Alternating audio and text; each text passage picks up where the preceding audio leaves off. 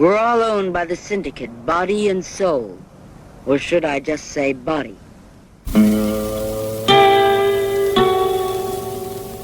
Hello, filthy movie lovers, something weirdos, and anti-criterion bros, to the 29th episode of The Sin Syndicate, the only sexploitation podcast that has the support of both Guy Madden and Sean Baker. My name is Gentry Austin, writer and researcher, and I'm here with my co-host, adult film historian Casey Scott. And in the first episode of the new year, we are taking a journey to the dark and perilous depths that is your questions. If you've been listening week to week, you've probably heard our pleas for your listener questions. And thankfully, we did receive a few, more than zero. That's good. So thank you, everyone who sent us some questions to answer. And it only seems right that we bring on our Canadian correspondent, Alex DiSanto, to join us for this occasion. So, before we get into the Q's and the A's, let's run through the past couple weeks of sexploitation news and updates. I think we can kick it off with our long-teased announcement, which is AGFA is putting out they officially announced the Herschel Gordon Lewis collection, I don't know, number one, I guess we can call it, which is The Girl, the Body, and the Pill, and Blast Off Girls. I want to say Blast Off Boys because it's mostly boys in that movie. Yeah. But we are involved with that release to a large extent, right, Casey? Almost a supplement producer's extent. Yeah, almost right. like we produced everything except for the trailer inclusion and the short. Everything else and the transfers, all the supplements are us, for better or worse. So I'm excited to see how it turns out, though. So so we got a commentary track on The Pill, which was, I think, when the Kickstarter went, I think one of the options was to get a screener of The Pill. So I don't know if they've done any work on it since then, or if it's the same. Yeah, so we'll see how it looks when we get our copies. But yeah, we did commentary on The Girl, the Body, the Pill. We weren't able to get a commentary on the Blast Off Girls in time, but I did write a short essay about garage rock. So check that out. And also we got Jana in there to write a piece on Bunny Down, which I'm really excited to read. Yes, absolutely. But I think most important is we got Nancy Lee Noble. Yes, which I was surprised there was not more fanfare about that, considering that she's never done an interview ever, not even for the Herschel Gordon Lewis documentary that was made. They didn't even interview her for that. So this is the first time she's ever gone on record about working with Herschel on 3 movies, and she also talks about her California work too. Yeah. I won't say that she has the strongest memory all around of her entire career, but it's very interesting to learn about how she got her start on stage, how she went out to California, and how she got involved with Jackson County Jail. That Pat Postum from She Devils on Wheels had a secret career that I will save for you to discover, that I was very surprised by. Yeah, there's just a lot of good stuff in that interview, and I'm excited to see how they put it all together, because Gentry sent them all the raw footage and said, go with God. And I'm excited about it. I think we sent the raw audio. Oh, there was no video. That's right. Because we when we interviewed her, we did it under the stipulation that it would be audio, essentially. Yep. So yeah. But she still looks great, folks. She still has the same smile. She still looks good. Yeah, still a great personality. Her voice is sometimes voices change, but very her voice recognizable. Is still that baby doll voice. Yes. Yeah. She's a real sweetheart. And I need to email them, because we interviewed her with her husband, who they have their own podcast. And I'm going to let them know this is coming out, and then they can get copies, hopefully. Yeah. So. Yep. That'd be good too. What do you got for us, Casey? What do I have for us? Well, so I didn't, it's something that I will say, first of all, happy holidays, guys. We survived the holidays. Merry Christmas, Happy New Year. Casey's been surrounded by children happy for 2 weeks. Boxing Day. Yes, I was surrounded Yes, I got teased by our two in the Pinku buddies because they saw that I was going. I went through Dakota's list of like gay Pinku and was looking through and reading all his reviews and liking them all. She was getting letterbox notifications of me liking stuff one after the other, and he was like, "Are you just reading all my reviews?" I was like, "I'm sitting surrounded by toddlers, and I am very Ooh. disconnected from sex film and sleaze right now, and this is my way to stay connected is reading your thoughts on these crazy gay pinku films." So but before I came down to Virginia to hang out with my family, I got in the mail, which I raved about on Instagram, Ultra Flush Archives, which is run by a friend of mine, Mark Murray, who I've been friends with forever, and I think now is probably known for being the preeminent Rudy Ray Moore historian. He wrote an incredible book about the guy. He did commentaries on all of those when Vinegar Syndrome put those out. And Ultra Flush Archives is kind of his baby now, where he's working on collecting and restoring 8mm films, which, love Melusine and Vinegar Syndrome. They don't touch 8mm for reasons. I'll leave it at that. And so he's doing the Lord's work. I think if you like sex cinema, softcore or hardcore, I think if you're not following them, definitely do so. And they released a limited edition Blu-ray of Loops by Leslie Winston, who's kind of a very underrated Loops performer. She was just inducted into the AVN Hall of Fame, and she does a commentary over the Loops, talking about her career and what she remembers about the specific shoots, the photographers and the producers who made them, which is really incredible because there's not a lot of documentation about who did Loops. So it's a limited edition. I think it's only 500 copies. And so I would highly recommend that you order your copy because I loved it. The Loops look great. And this year he's going to be putting out more, hypothetically, with people like Rhonda Joe Petty, maybe Serena, maybe some other people doing commentaries and collections of their work. And he also has a ton of gay loops that we've been talking about too. So if I can talk him into doing some gay loops as well, that would be great. So he really is kind of like the savior of 8mm. And there's also a software 8mm loop on that collection too. So tying into sexploitation, he has a lot of loops of all different kinds. And he's actually running out of storage. So I don't know. I don't even know how he gets the stuff, and I don't know how I don't know how where it's going to go. But how's he running out of storage? They're 8mm. They're small. I was just about to say he has that much. He has that much. He has that much. It's because he on the commentary he said there was a loop that he was looking for of Leslie's with another actress. He has 3 copies of it. All 3 times he's bought a copy, every single box that has arrived has the wrong loop in it, so he still doesn't have it. That's how many loops he has. He has multiple copies of loops. In some cases, they aren't even the right loop. So, I mean, he is collecting all of this stuff and taking care of it. So I'm really excited for the next releases. Loops deserve love too, folks, not just the narrative. It's not the narrative stuff is nice to talk about and it's film, cinema, but loops are also just like, it's nice, good, if they're well done, nice meat and potatoes, sex. And there's nothing wrong with sex, which I'm sure we'll talk about a lot on this episode because I'm pretty feisty today. Oh, okay. Yeah. All right. Dakota and Chris, they said that the commentary that she did was really entertaining. That sounds it's so good. Fun.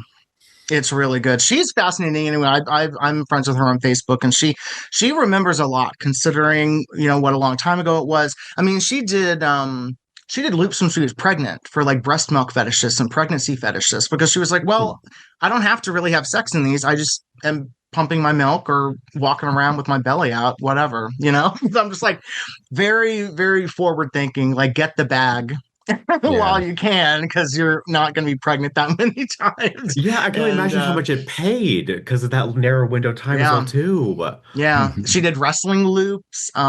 She did all kinds. She did really a little bit of everything, and so this collection is really interesting because it really shows like. And she was never uncomfortable doing any of it. She knew what her limits were. And so, it's a great commentary and a really great, really, really good collection. I'm really proud of Mark for putting this out. Yeah, I'm excited to see what else is on the horizon. But Casey, you're getting back into programming. Is this true? The return. Programmer Casey, the New York City. It's a long time gestating too. So there is a series in New York called The Deuce, which is run by my friends Jeff and Joe. And they both worked at Film Forum at one point, and now I think just Joe does. Jeff is, I think, at IFC Center. So they're very involved with film in New York. And The Deuce is a 35 millimeter only series at Nighthawk Cinema in Brooklyn. And I programmed for them before. We showed SOS Screw on the Screen, where we did an Al Goldstein tribute. And then we showed The Passions of Carol on 35 millimeter for a Christmas screening to watch this Christmas porno. And Sean Costello wrote a really nice booklet that we were able to distribute to everybody because he wasn't able to attend. But they eventually put a moratorium on hardcore and as part of that series. And so I said, well, Alice in Wonderland. When did I do SOS Screw on the Screen? I think Screw on the Screen was 2013. And then I think Passions of Carol might have been 2015, I think.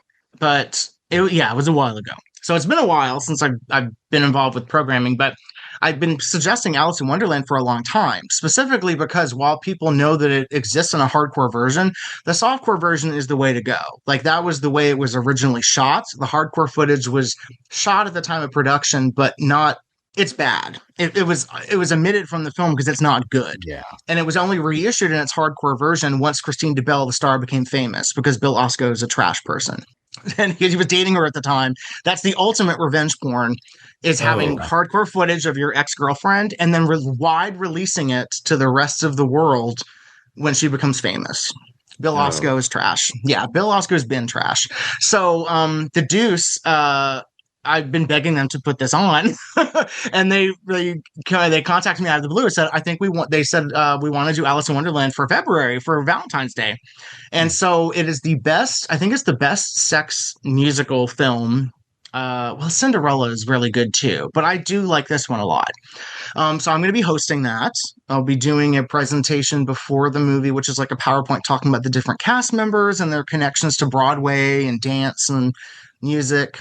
35 millimeter, and it's at Nighthawk in Brooklyn on Thursday, February 12th at 9:30. And I will say, tickets to The Deuce sell out well in advance. So, and I only get one comp ticket for myself. So before you ask me for comps, unfortunately, I cannot accommodate. So if you want to come, right now, I already checked the website. It's not up yet on today, January 3rd. But keep checking, and it's not going to be screened again. Like, people aren't screening the 76 Alice in Wonderland on a regular basis. So this is one you're going to want to see with an audience. The music is great. It's funny. It has a great cast. It has Terry Hall, Christine DeBelle, Juliette Graham, Nancy Dare, a lot of the great New York hardcore people from like the 76 era. So yeah, it's going to be a good time, and I'm really excited to be a part of that screening for sure. Did you say they're screening the hardcore or the softcore? The softcore, because they have a non-hardcore policy now for The Deuce, which I think is fine. When it's a dinner theater kind of situation, there is something about eating food while there's porn on the screen. This is why I don't like Barbara Broadcast. I love Barbara Broadcast, but the mixing of that and actually I think that movie is very smart, and it doesn't include that much food with it. It's not like Violation of Claudia with like the whole spaghetti scene that makes me want to throw up like that. I don't like food and sex. So Barbara Broadcast is a lot smarter, thankfully. But so The Deuce, Joe and Jeff were kind of like we enjoyed those two movies, but I think it's hard for it to make it work with the vibes that we're going for this series. And it's like, that's fine. There's plenty of softcore that we could do. I really want to show the cheerleaders. So I've been trying to get them to, I'd love to do an episode about the cheerleaders too, because I love that movie to death. So yeah, hopefully the start of a continuing softcore sexploitation connection at The Deuce in Brooklyn again. Yeah, that's exciting. Yeah. You also got the new Secret Reviver #1. Give us a quick review update. It's very quick. I did review it on Letterboxd. I really enjoyed it because it's my kind of regional trash. It's not sexploitation, and it's rated R, and I kind of forget why. There was a rape scene, right? With some nudity. Very awkward nudity, too, by the way. I really enjoyed it. The package is very interesting. For anyone who hasn't picked up the Reviver series, and you might have seen it online already, the packaging doesn't even tell you what the movies are. You pop the disc in, and it just starts. and you're like, oh, wait, this can't be right. So you hit menu. The menu doesn't tell you what the movies are. The menu tell you what the elements used are. So it'll be like 35 millimeter theatrical print, a 16 millimeter AB reversal or whatever. You won't know what they are until you press play and see the credits. So it's a very interesting, adventurous, exploratory thing. I did talk to Oscar, the head archivist there, this is kind of Oscar's baby, right? This is very much his baby. Yeah. And he said that sexploitation is not out of the question for Reviver. He just knew that it right at the gate it couldn't be something that would be potentially polarizing, which totally makes sense. And it had to be something that has been a long desired lost film, which is what this is. I mean, spoiler alert, it's Boots and the Preacher. The lost J.G. Patterson movie. Yeah, at this point, everybody knows. So sexploitation isn't out of the question. I did float the Joe Sarno thing, and he was so funny. He was like, I don't think that the company would let me continue with a Reviver if I'd started with Joe Sarno. So I was like, I know the history of Joe Sarno not selling. For some reason, the Bergman of 42nd Street is still a sore subject with a lot of people. I wouldn't start with him either for reasons. No, I wouldn't. I wouldn't have either. I almost think he's too big of a name for Reviver at this point. Like, I think name doesn't sell though. I know. The name doesn't sell. Yeah, that's the thing. So it's too big of a name, but it also doesn't sell. So it's like, it's a big name, but it's a name that's doesn't guarantee sales. But he said it's not out of the question because they have so much stuff. I mean, they really do. They have a lot of like single materials, like a 35 millimeter theatrical print. Well, they're not gonna, they're not gonna put that out on like a 4K or something. So yeah, I'm thinking back to all the stuff that was on that Lost Picture show, and like a couple, there was really like goofy stuff on there that I could see is more what they're probably gonna do with Reviver. I don't know. We'll see. Yes. Alex, have you seen this Boots in the Preacher? No, because I don't pay into mystery stuff. That's my final thing. I remember. I will not be titillated by mystery.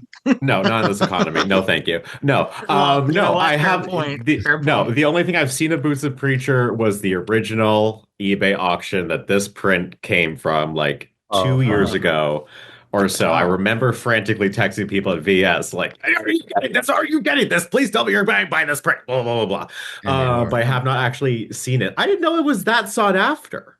I know people were wanting it this much. I thought it was more of a niche thing. No, I thought it was like the Brad Grinter Lost ones. I did not think a lot of people were. I want to see it, but I did not think a lot of people were freaking out about this one. Well, you know what? I think it helps because for a long time, not just VS, a lot of other companies were using Temple of Schlock's endangered list as like a checklist for stuff that they wanted to actively pursue to find. And so that was like an early one on the endangered list. And when we have Chris on in 2 weeks, nice little tease, we're going to have Chris on in a couple weeks to talk about a film.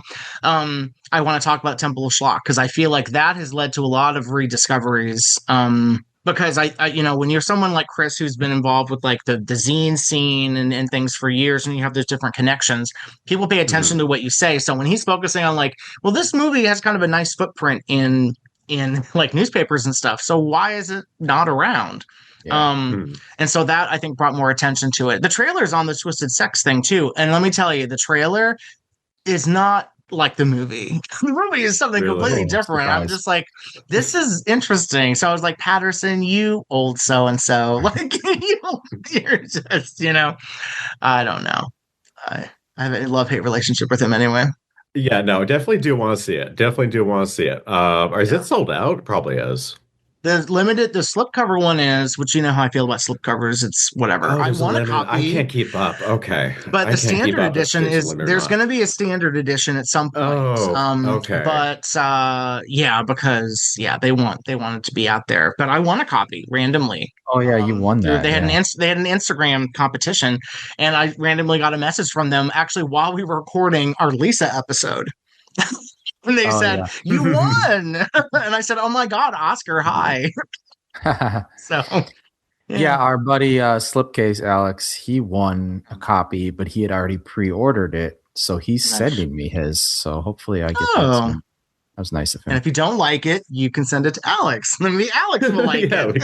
Even if I do like it, I might just pass it on again. Just keep it moving. That's true. That's kind of fun, actually. It's like traveling pants, but for perverts. Yeah. Yes. Although I don't know how perverted this movie is. Is it, Casey? It's not that perverse, Yeah. but I quite enjoyed it. It's so wild and crazy. It's really wild and crazy.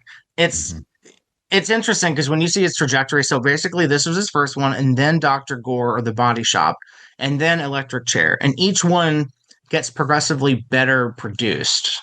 The Electric Chair is fantastic. I love the Electric Chair. But this one is very like, I'm learning. It's very like directing with training wheels, and I live for shit like that. So a lot of local accents, big hair, local locations. Yes. The sex workers are the heroes of the movie, which I love. All right, you're selling me. It's a good time. I enjoy it. You won't know what the hell is going on, but I love it. And they subtitled it all too. Dino, shout out to Dino, subtitled it. So yeah. If they didn't, they would get Casey's ire. Just like I can't watch anything without subtitles, guys. Sorry. Like, oh really? Oh. There's so much shit on Tubi that doesn't have subtitles. I'm like, guys, I need to be able to. I need subtitles. It's a crutch. Casey's about to threaten legal action on Tubi. I did actually. I think I was like, I posted a thing on my Instagram. I was like, isn't it legal that if you're going to have something that's broadcast, quote unquote, it has to legally have captions on it? I think they're getting around it because it's technically not broadcast, but yeah. Maybe. I guess it depends on your aggregator too. Tubi should naturally do that. That's a normal thing with these aggregators and stuff. They're like, it's a requirement. You have to include a file, an SRT file. Yeah. And there's a lot of like Italian crime with no subtitles. Like all the Mark movies aren't on there. They have no subtitles. I'm just like, I want to watch these, but I like the subtitles. I don't know what to tell you. I've been like that since high school for my entire life. Basically, I've watched with captions on. Yeah. We got the Club Super 8s still. Those guys are busy. Between the Christina stuff, they are putting out those Swedish porno collabs with Nikatsu, which Dakota and Chris talked about many months ago on one of their very first podcasts. Yeah, wasn't like their second episode? Yeah, I think? And know, I was talking with them like, someone needs to do a box set of these. I mean, it's a perfect box set. And it's happening. Yeah. Club Super 8s. I think the first two you can buy individually now, and then the box set's coming out. I don't know how it's working, but did you look at it closely, Casey? Yeah. So essentially you can either buy them individually as they come out, or if you buy the box set, apparently, because the way that people are with slipcovers and presentation, apparently if you buy the box set, all of the spines of all of them create an image in the box that matches with the box. So I am pre-ordering it because I want all of them, obviously.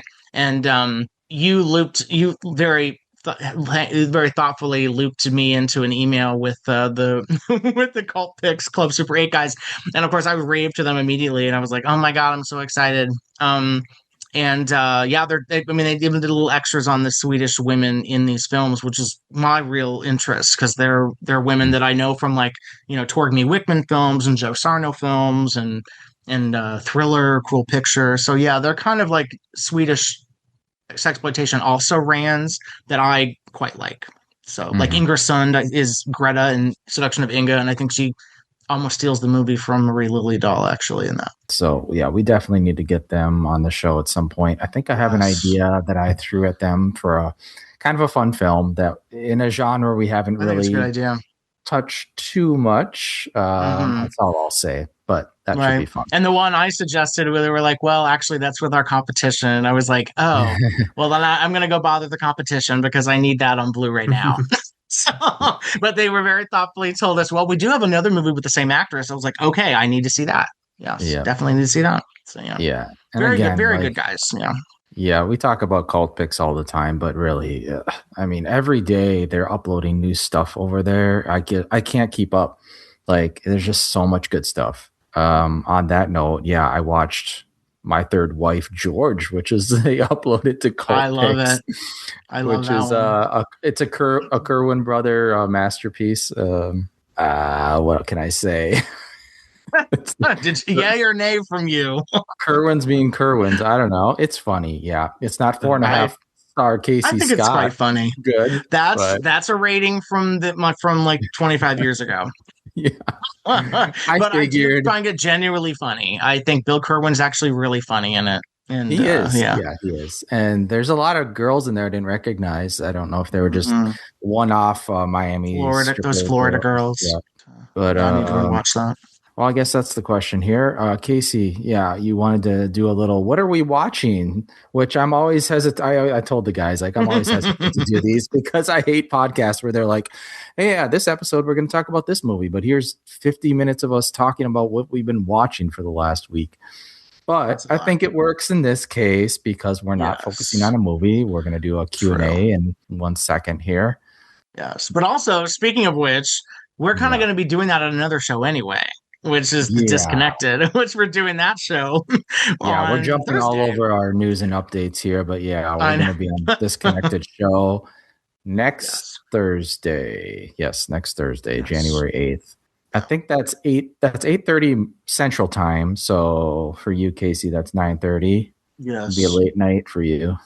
That's fine. I work from home the next day. I will be nice and toasty. I'll have a nice cocktail and have fun. All right, good. Alex, you better be in the chat rooting us on.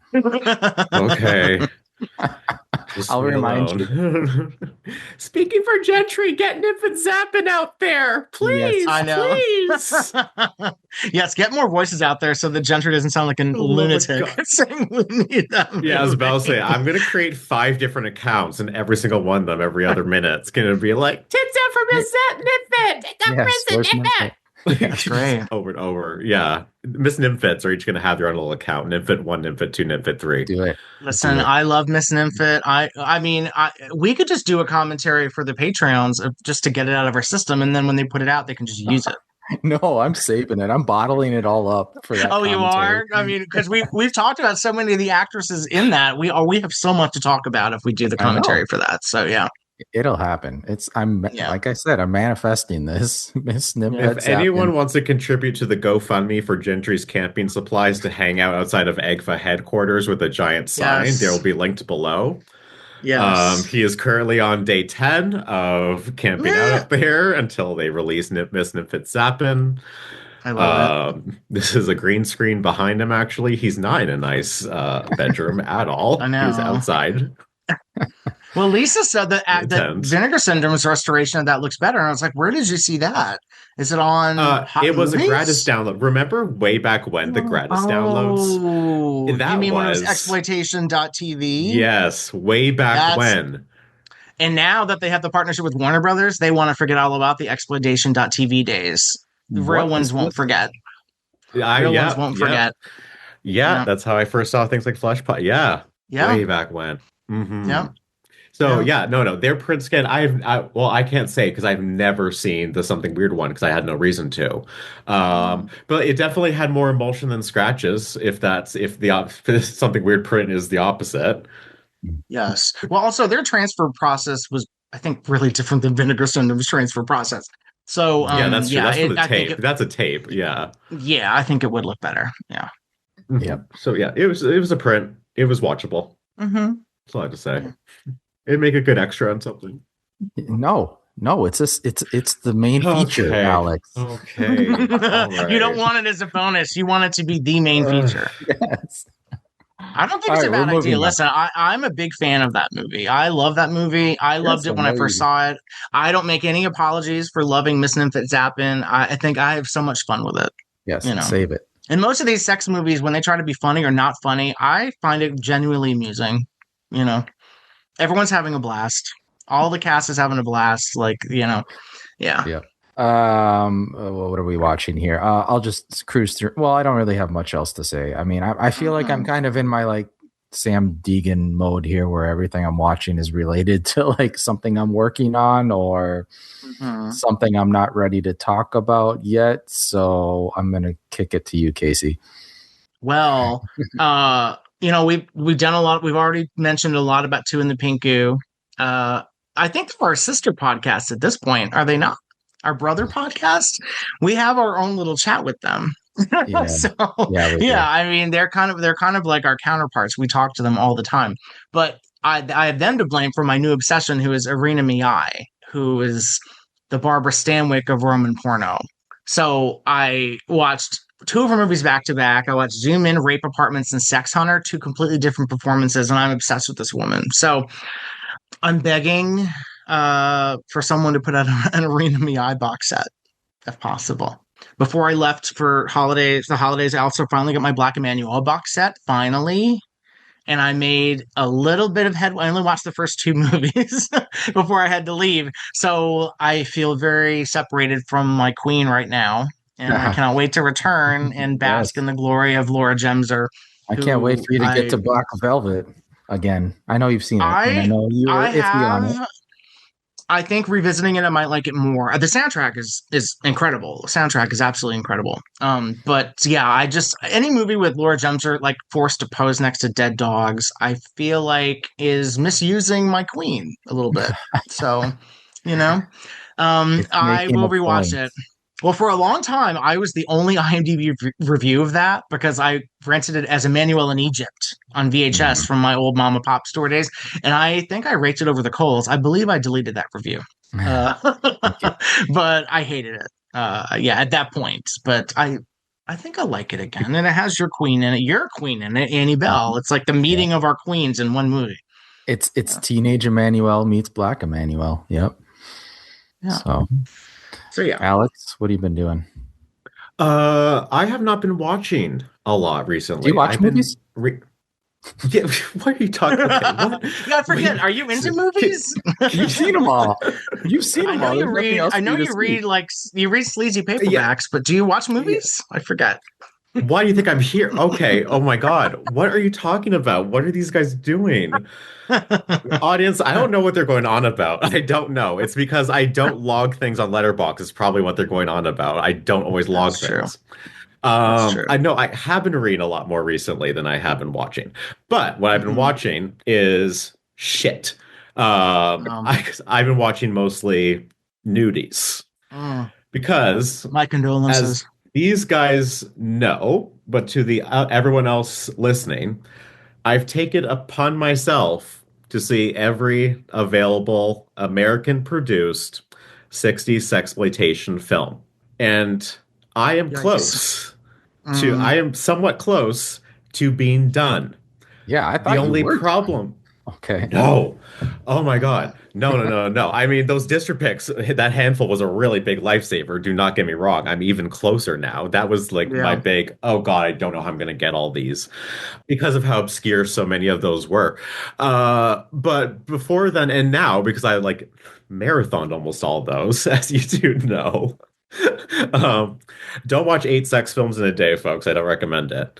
No, I don't either. No, I don't. But when you start on a high, like Grand Places 3 films, I mean, you can only go down from there. I felt like I was on crack. I was like right away. I was like, oh, this is heavenly. Yeah. Oh my God, after all these nudies.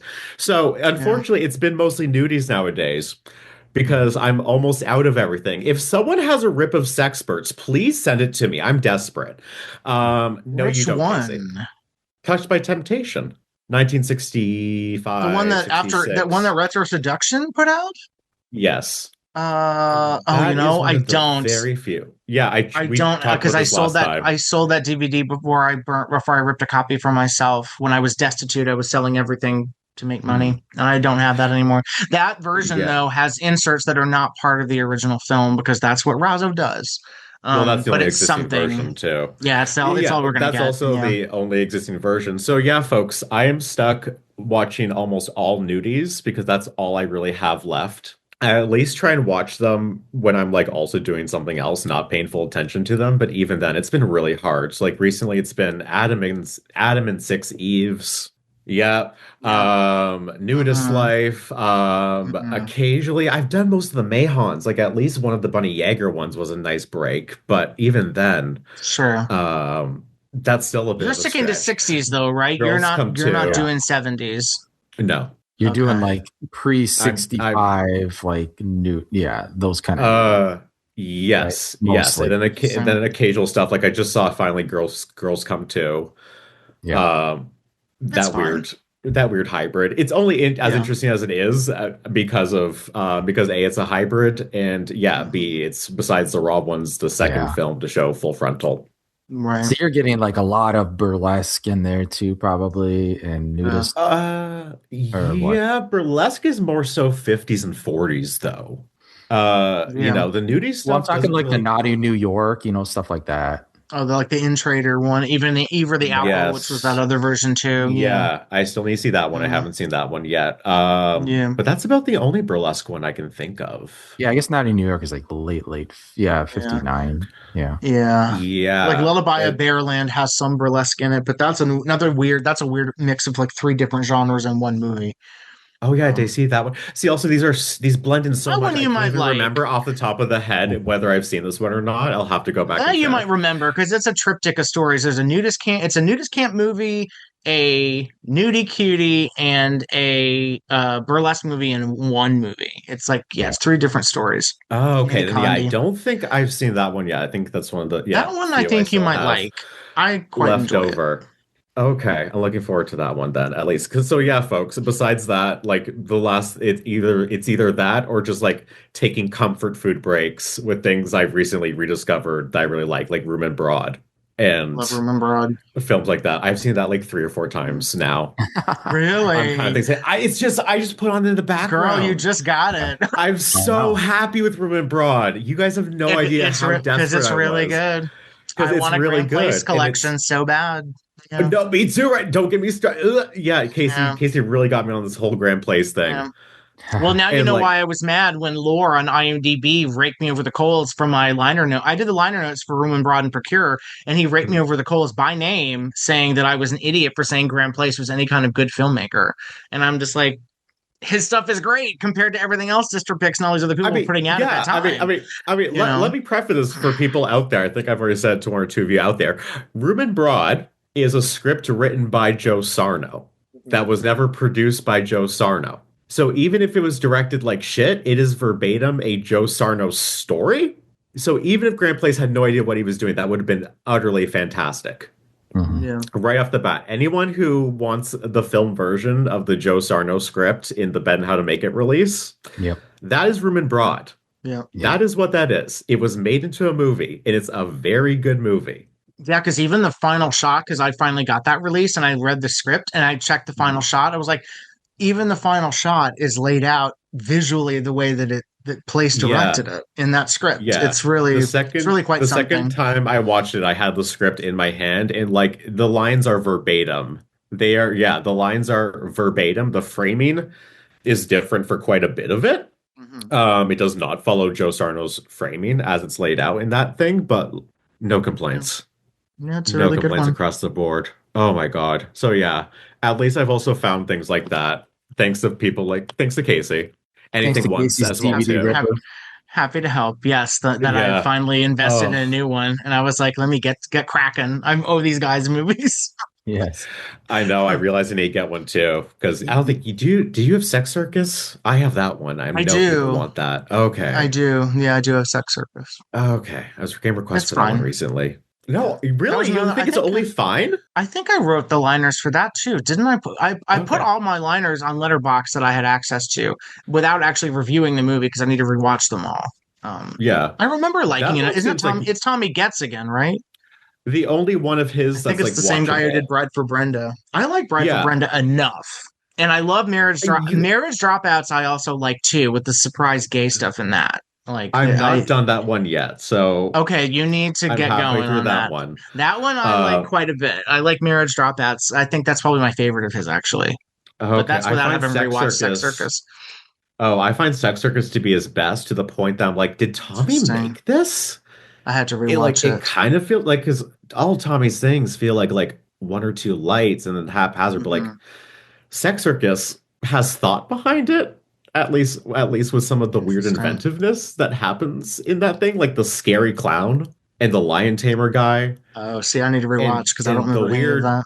man who's making out with a window. And yeah, no, Sex Circus is Don't remember a that. trip. Sex Circus is like Love Captive in its weirdness. Well, I don't Pretty really much. love Love Captive, so interesting. Oh, it's Okay. even better Love Captive. Okay, Okay, it's good, 'cause I weird don't love Love Captive. but it's like Uta Erickson going like I like making people eat leather boots while like punk rock plays in the background. and she's in this like weird like How do I ringmaster like not looking thing remember with a whip. this? I don't know. It's so crazy good. Yeah. Too many other Yeah. movies. Yeah, Too many other no. It's just movies in my Una walking mind. around being like, I love to dominate women. I'm gonna have a party where I dominate women. Yeah, I need to Yeah, see it's this. so Okay. good. Oh All yeah. right, we'll bug you when you get home to dig that out, Casey. Yeah, I'll bypass Oh, yeah. I'll keep Laura Gemser on ice until I rewatch Circus. No, Sex Circus is what matters. I need to see that clown again.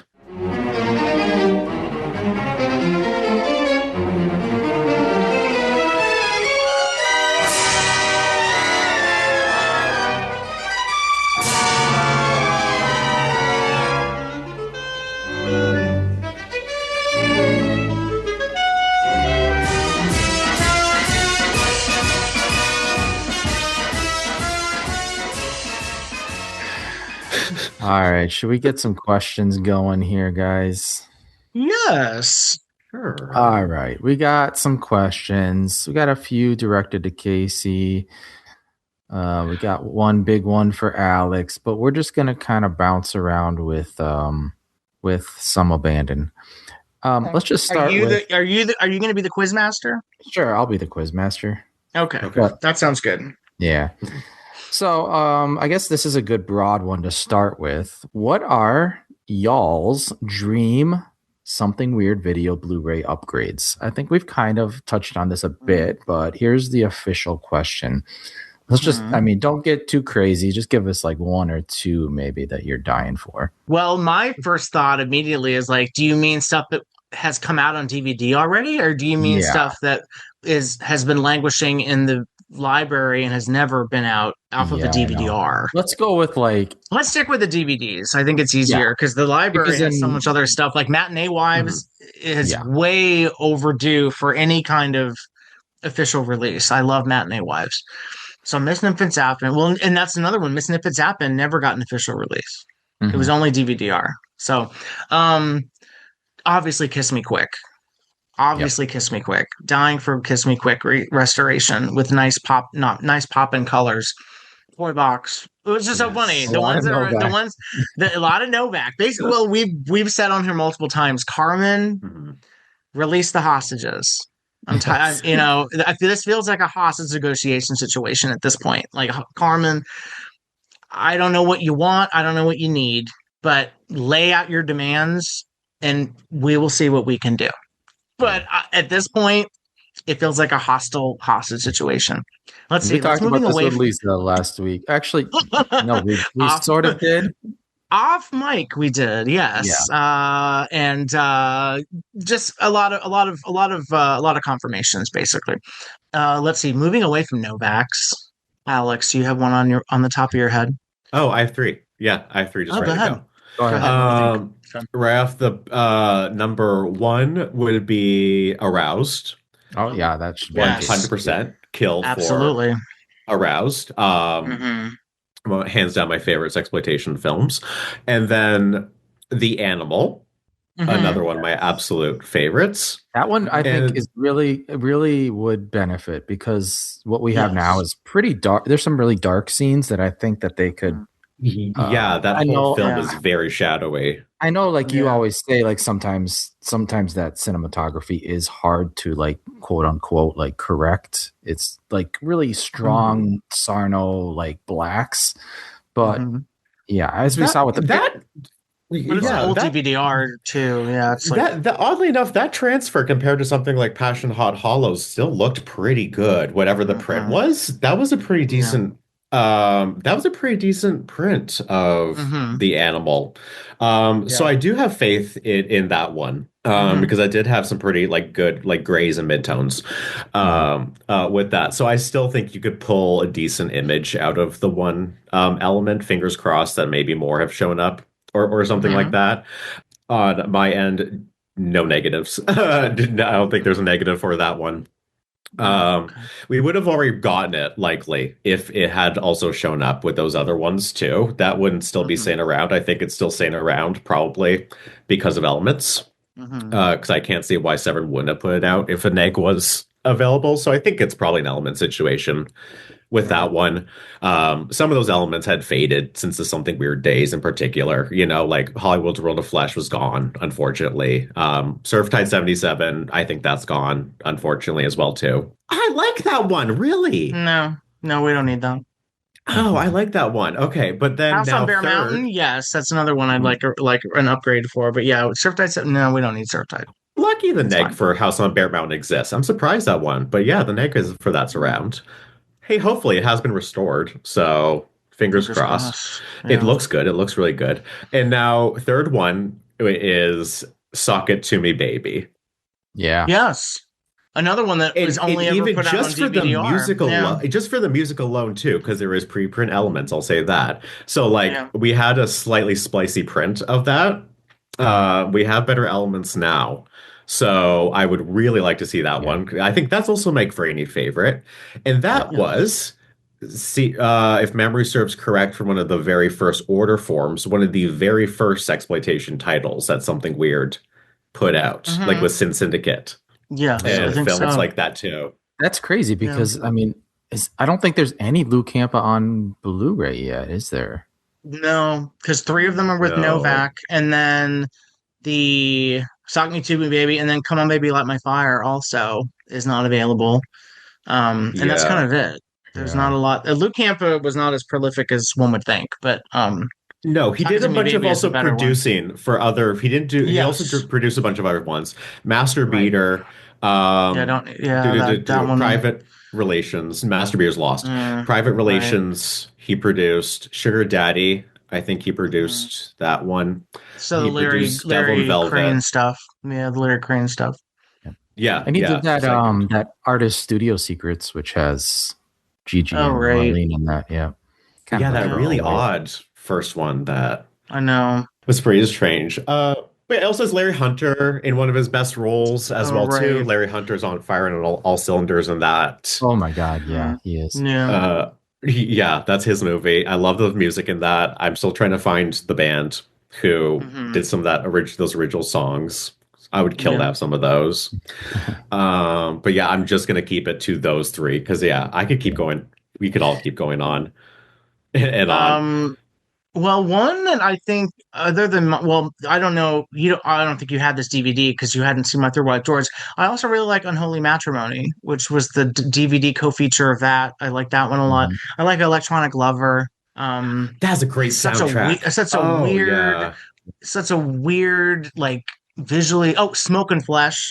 Would love a Smoke and Flesh restoration. I think that movie is just so fucking good. Yeah, that's such a slam dunk. Like it is. It's so good. It's so good. But like Alex said, we could go on forever. But honestly, I think my focus, other than like Kiss Me Quick or something that's some really bold color that we know the negatives are there for, I really like nice, crisp black and white restorations, and that was confirmed when I saw the Bed and How to Make It restored. And I was like, okay, I need more black and white sexploitation on Blu-ray because I think it really shows the technical skill of a lot of these filmmakers and how well made it is. Oh, well, even like Sarno, I'd love to see Flesh and Lace on Blu-ray. Oh yeah. I mean the list could go on. There's so much stuff that I'd like to see upgraded. There's more stuff that I'd actually not give a shit about upgrading, but but there Submission, there's a lot. Most of the titles that we've covered on this show, dying for All American Girl, like dying for upgrades. But like there are little small ones that I think are overlooked, like something like Electronic Lover, Smoke and Flesh, Unholy Matrimony. I think those are probably my 3. There's fantastic deep cuts all the way through, like when I just discovered with Ruben Broad, which almost no one has seen. And it's been out of print I thought for that should have been. I think that should have been a go-to image release. Like, keep on going because the further out of print, and it's just like, well, no. Instead, we got Scare Their Pants Off in Satan's Bed, which nobody was asking for. And then go all the way down even to great films that were cease and desisted that we're probably never going to see. Like The Playpen was really good as well too. Like thanks to the Saint Jacques all guy. The way down to the very bottom of that catalog, and there's like immediate I wants. Yeah. Well, Tuck Me In also. I'd love an upgrade to Tuck Me In. Oh, that's so good. Yes. Yeah, Yes. Tuck Me Tuck In. Me In is great. And Oh, related that to is that, Anything great. Once. See, the three brilliant places are Room and Broad, Procure, and Anything Once. It's a great triple feature, and they're all district picks. Yes. Put them all out as a package. They're Anything, all three anything once fantastic. Uda Erickson and Linda Boyce being the nastiest lesbians to each other is just like Exactly. peak. It's so good. Everyone who hasn't It's seen it, so you know good. you want Yeah. Cherry Winters as that low key dominatrix. Oh Uh-huh. goodness. Oh Yeah, it's just yeah. Anyway, I guess we could keep going, but I think for the interest of time, we have other questions.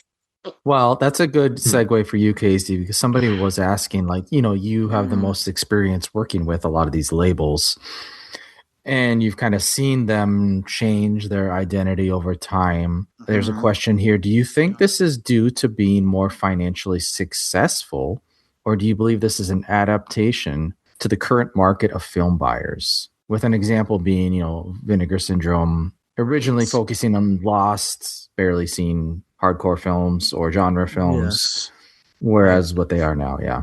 And now they have a 40 film deal with Warner Brothers. Yeah, I mean, I have thoughts, but go ahead. Yeah.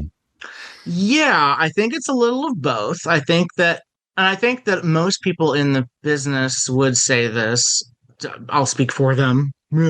um, Horror is what sells, so that's why the worst piece of shit that has a killer with a knife in it or some kind of marketable horror element will make money. And especially if it has a slipcover, it will make money, regardless of how good it is. It's not anymore really about the quality of the films. It's about how can we move this product. And so that is very different from the mission statement of the company as it started. I will say this, as the mission statement has changed, the fact that they have not completely thrown porn overboard is a good thing. But I will give Joe Rubin credit. That is all Joe Rubin. Because Joe Rubin, as many things as our relationship has ebbed and flowed over the years, I love the guy. We've had our ups and downs. He genuinely loves sex films. And he wants to save them and restore them. He loves the people that made them. He will not abandon those films. And I think that's why if anyone is the heir apparent to something weird, it would be Joe Rubin in Vinegar Syndrome. Because their mission statement, at least his personal mission statement, is similar to that. It's like, I want to see all this stuff. I want to preserve and save all this stuff. So, yeah, he has it. It's not like I think if he didn't care. My big issue is access. Yes, my big issue with him, and I've told him this multiple times to his face, so I'm not speaking out of school. The issue is access. If you're going to save something and preserve something, if you're not making it accessible to people, then you're basically just a hoarder with an expensive hobby. And I don't care for that because what's the point of saving it if it's not going to be viewable or shareable or accessible? So that's my big issue with Vinegar Syndrome. And I've said this on the podcast multiple times, but yeah, I mean, Melisany is not going away, and neither are any of the sex film sub-labels attached to that. Like, sex films may not necessarily be the big money makers that they were, and they still continue to be. They still make money on certain titles a lot. I mean, there's certain things that will always be in print that they own, but they're not going anywhere, which I think is a good thing to know. So I think it feels like they're just getting started. Oh, I mean, they just, I thought they would have announced this already. I'm not going to say who it is, but they have a major distribution deal with one of the last surviving remaining adult film video companies with major titles that I'm not talking about Mitchell Brothers. They bought that kit and caboodle. This is a whole different company. And they're going to be announcing stuff that people are probably going to be losing their minds over. So if they were winding it down, they wouldn't be making these deals. Yeah. So, yeah, I think, and that's the thing that I think it is important to note, that as much as I love busting the balls of Joe and the Melisany guys, we have so much to thank them for. And this isn't me kissing ass because I do freelance for them, because there's all sorts of shit that I say to them personally. But yeah, no, we're very lucky to be around now where we can see stuff restored from like camera negatives. And put out in nice loving packages, like, so Yeah, there are changes happening in terms of the mission statement, but that still will always be a part of it. And I think it's very important to note that. But I think it's also important to note why it will be a part of it. It's really thanks to the work of Joe and also Steve Morowitz, who's now very involved with the company now. He's kind of like the one-man show over there at District Pix and Melicini. I love seeing Steven. He's putting his face out there more, which I think is good. Yes, which he didn't used to do. He used to be much more. He used to be a lot like me, where I didn't like to hear my voice on anything, and I didn't want my name on anything. And I think he's much more proactive of being like, no, I'm involved with this, and it wasn't out of embarrassment. It was just kind of like trying to push the movies and the people up, which is what I was always about too. So, but yeah. Yeah, I mean, and as far as like Vinegar Syndrome, like I'm not one of those people that gets upset when I see like Garbage Pail Kids being released or something like that because I just won't buy it. Yeah, it's not for me. And if it helps fund other things that I will buy, then more power to them, Right. And I'm not going to say I'm not going to like. Did I get excited about Troll 2? Yes, of course I got excited about Troll 2. I fucking love Troll 2. I've loved Troll 2 since I had it on VHS in 1990. I'm an OG Troll 2 VHS owner, and I was 7 years old. Okay? I'm excited about Troll 2. There's stuff that they announced that I'm excited about, but their partner labels and the Melicini stuff I get much more excited about because that really hits my sweet spot. Because those are films that deserve love too, and that was the entire mission statement of the company. So the fact that they're still doing that, I think, is important. Always important to note. You can gripe if you want about the mainstream stuff. Don't buy it. There's still stuff that's for us who are into the bottom dwelling stuff. I mean, they're still finding ways to get out films like Boots and the Preacher, no matter what, on top of Warner Brothers. Like Casey said, tricking people into buying it. Yes, but at least they're still working to get people to buy, to get people to look at that type of stuff. Yes, and I will say that something else I forgot. The Reviver thing has a really nice extra with Oscar going through the print of Boots and the Preacher on like a scanner, showing you the pieces that this is going to be a problem, so we have to do this. This is an issue. I eat that shit up. That's incredible.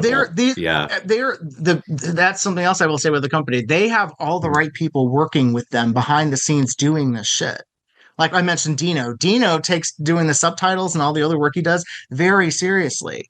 Like they're passionate about what they do because they love doing it. And I think that's really important. I think a lot of other boutique labels, they have people who are doing it because, I want to work in film and I don't care what it is. But they have all the right people working for them.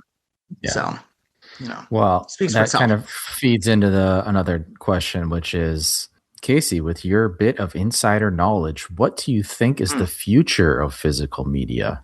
I think it's going to stay Blu-ray, honestly. And I see people on Reddit say that they don't want to buy, they're only going to buy 4K now. And I'm like, well, enjoy your boring life, because there's a lot of stuff that will never come out on 4K because 4K is so much more unforgiving than... Not only is it more unforgiving than Blu-ray in terms of the high definition, it's also much more expensive to not only license you have to pay a licensing fee or whatever it's called to make that to use that technology. It's more expensive to do the transfers. It's more expensive all around. So I think Blu-ray is going to stay for a while. I think that's kind of the safe bet at this point. It's still nice and high def. You, for whatever reason, can put out VHS and SVHS stuff on Blu-ray and it looks fine. You can't do that with 4K. Sorry, you can't do that. You can't put out like Boarding House on a 4K. Not gonna happen. It's like, do I want to see like an Italian Gothic in 4K? Yeah, I will buy that. Absolutely. The Ghost. Are you kidding? Yes. Yeah. Do I need to see a black and white Sarno on 4K? Probably not. I think probably not. Or like fine. A grainy 60mm film is not going to look at all better. Or any 60. You can only add so much detail to each granule. Like Last House on Dead End Street would never look well on that. No, it would look terrible. But you also have to do so much extra work for clarity that you're actually going to be manipulating the film so it's no longer the film that it was. It's not going to look like it used to. And that's something that anybody working in archiving and preservation knows. So they know that 4K is great. If you're working with like a camera negative, fantastic. Do you know how rare it is for a lot of these films to have a fucking camera negative? Very rare. So Yeah. you know, that's why even on like the Melisony stuff, like when Stiff Competition came out on 4K, I was like, they had the original camera negative to Stiff fucking Competition. And then I was a little hesitant about it because I got Sex World on 4K and I was like, does this really make a difference? Let me tell you, makes a difference. Sex World looks absolutely astonishing on 4K, but that's the exception to the rule. I think Blu-ray is definitely going to still be like the industry standard for a long time because especially when you're dealing with boutique labels and older titles, any kind of technological advancements are not going to be as forgiving to older technologies and older film elements and older video formats. So I think Blu-ray is definitely here to stay. And I think, not speaking for any other boutique label people, because you know they talk about it all the time on their own, but I think they would say that too. It's like, no, we're never going to not do Blu-ray. I mean, because you know we can't afford to do only 4K. Even Screen Factory and Kino, like they put stuff out on 4K, but they also still put stuff out on Blu-ray because they have to. Arrow seems to have taken a stance where they're putting out stuff on 4K and Blu-ray. There aren't that many titles they're doing just Blu-ray on. Some of the box sets they are, but if it's an individual title, usually because they're dealing with studios, so they have the stuff to do for 4K. But like the V horror stuff they put out, you can't put that out on 4K. No. Shawscope, I don't think it would be worth the money to do Shaw stuff on 4K. Not everything. You can't put Oily Maniac on 4K. Five Fingers of Death, that's a major title, sure. Maybe 4K if you have the camera negative or something really nice, but well, outside of like Elements, what do you see as, you know, the future of boutique labels? Any thoughts there? You mean in terms of like what they release? You know, for example, I was, you know, just kind of brainstorming with our Two in the Pinko friends about, you know, they've been going through a lot of these 90s pink films, you know, stuff like that maybe doesn't even need a Blu-ray, but that's the format we're using. So, you know, I was just thinking about super discount versions of a Blu-ray. Yes. You know, you were like, well, a 45 to 1 hour film, you can't put that out alone. But my mindset is like, well, maybe you can if the price is right. So yes, I agree with that. I think if you're going to put out like a 60, like I think the Roman pornos are actually a very good example because those things never are longer than like 75 minutes max. They don't last longer than that. Some of them are only 65 minutes. So when they were coming out on DVD from like Impulse, sure. The DVD, $20 for an hour, whatever. Yeah. Blu-rays, you're going to have to put out a Blu-ray at $20 if it's going to be an hour. Yeah. You know, you can't have it be $25, $30. Even with a slipcover, can't be that much. Yeah.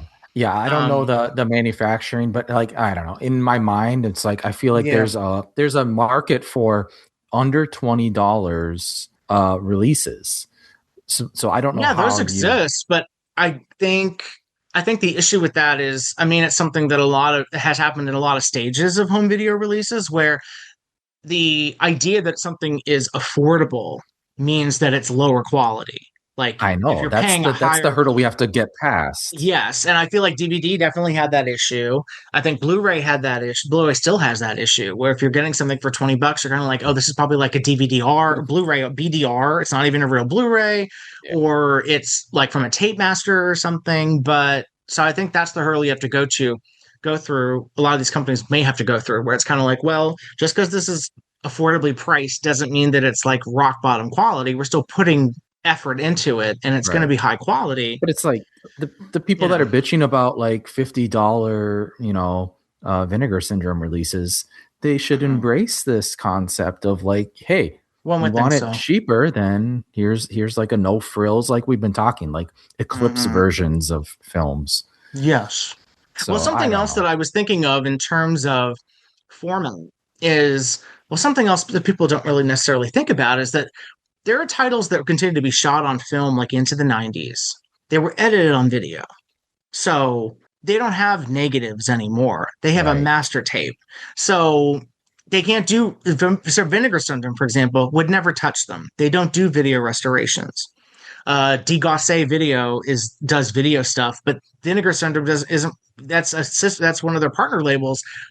They don't have the technology to do video restoration, which sucks because that video is much more difficult to restore than film. I'll just say that because the different formats, the way it deteriorates faster than film. So stuff that's shot on video or available on video only really needs to be prioritized in terms of restoration, and that's not happening, which is frustrating. I'll just note that.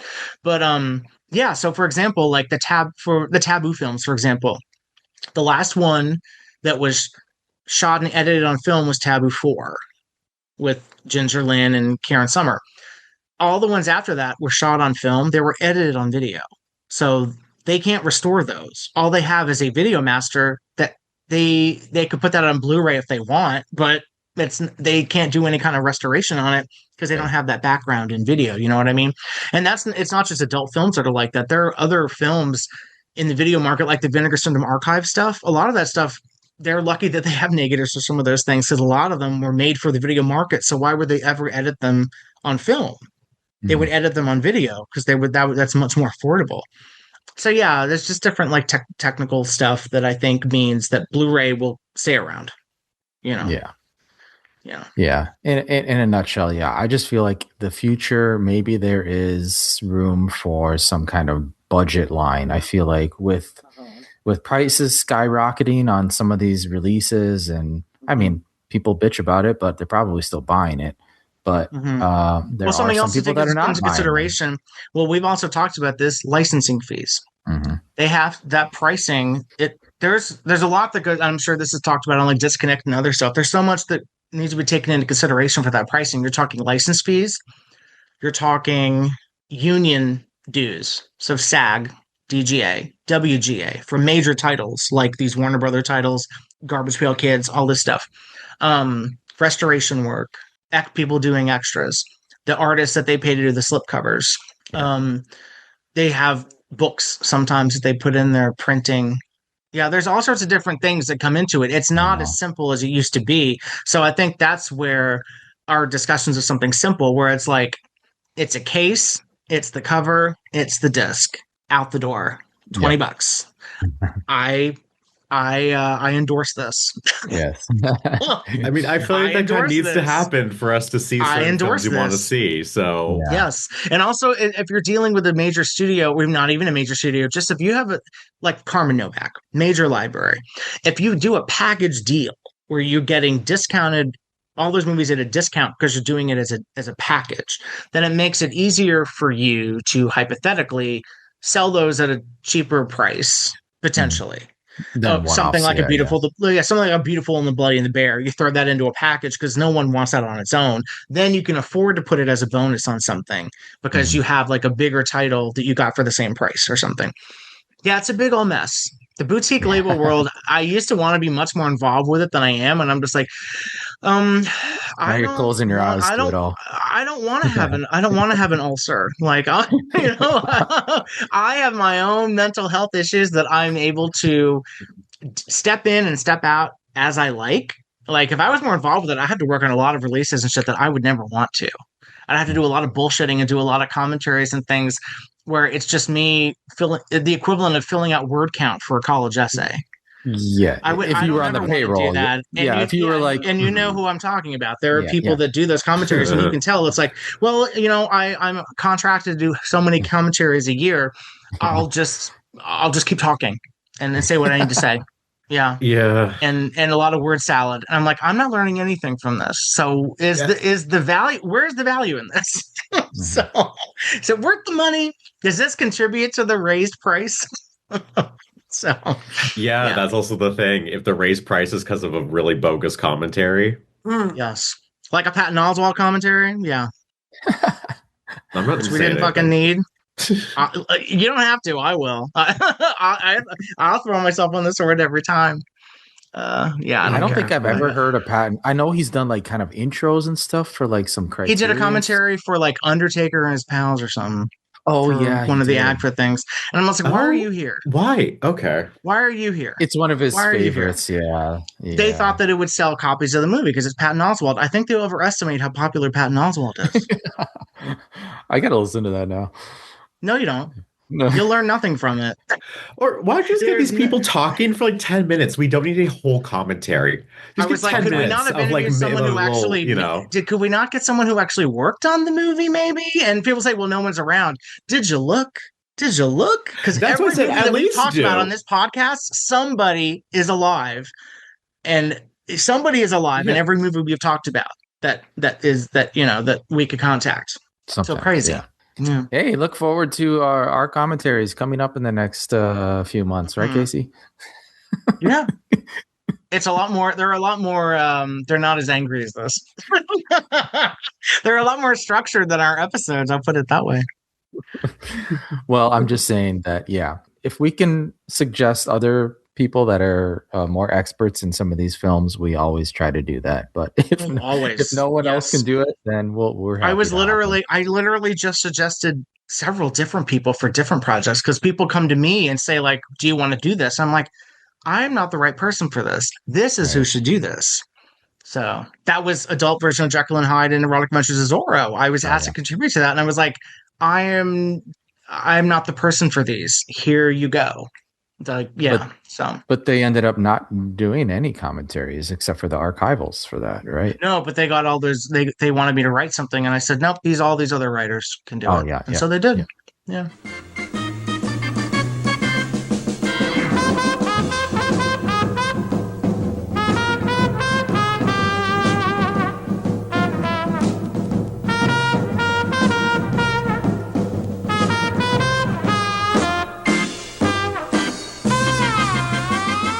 Well, here's a random one. Do we plan on covering any of the hardcore films from Bucky Beaver, Dragon Art, Hardcore Horror series from some of the lesser known or unknown directors? I mean, I let me just say, if it's an unknown director, it's harder to talk about because there's not a lot we can research. But no, I mean, I think when we started, we kind of set out to not cover hardcore films. Yeah. I mean, I think there is a niche. If it's a unique or niche release, yeah, I mean, I'm open to it. What do you think, Casey? I think if we're discussing, I'm not super familiar with that Bucky Beaver. What's out? What is available? I mean, I have all of them in one way or the other. Actually, most of them are shit. So I've seen them, rated them, written about them for my book, and then threw them away. Well, Alex, have you seen any of these? Have you seen this stuff? I've seen like a small handful. Yeah, I feel like it's not really type films. Yeah, not a ton.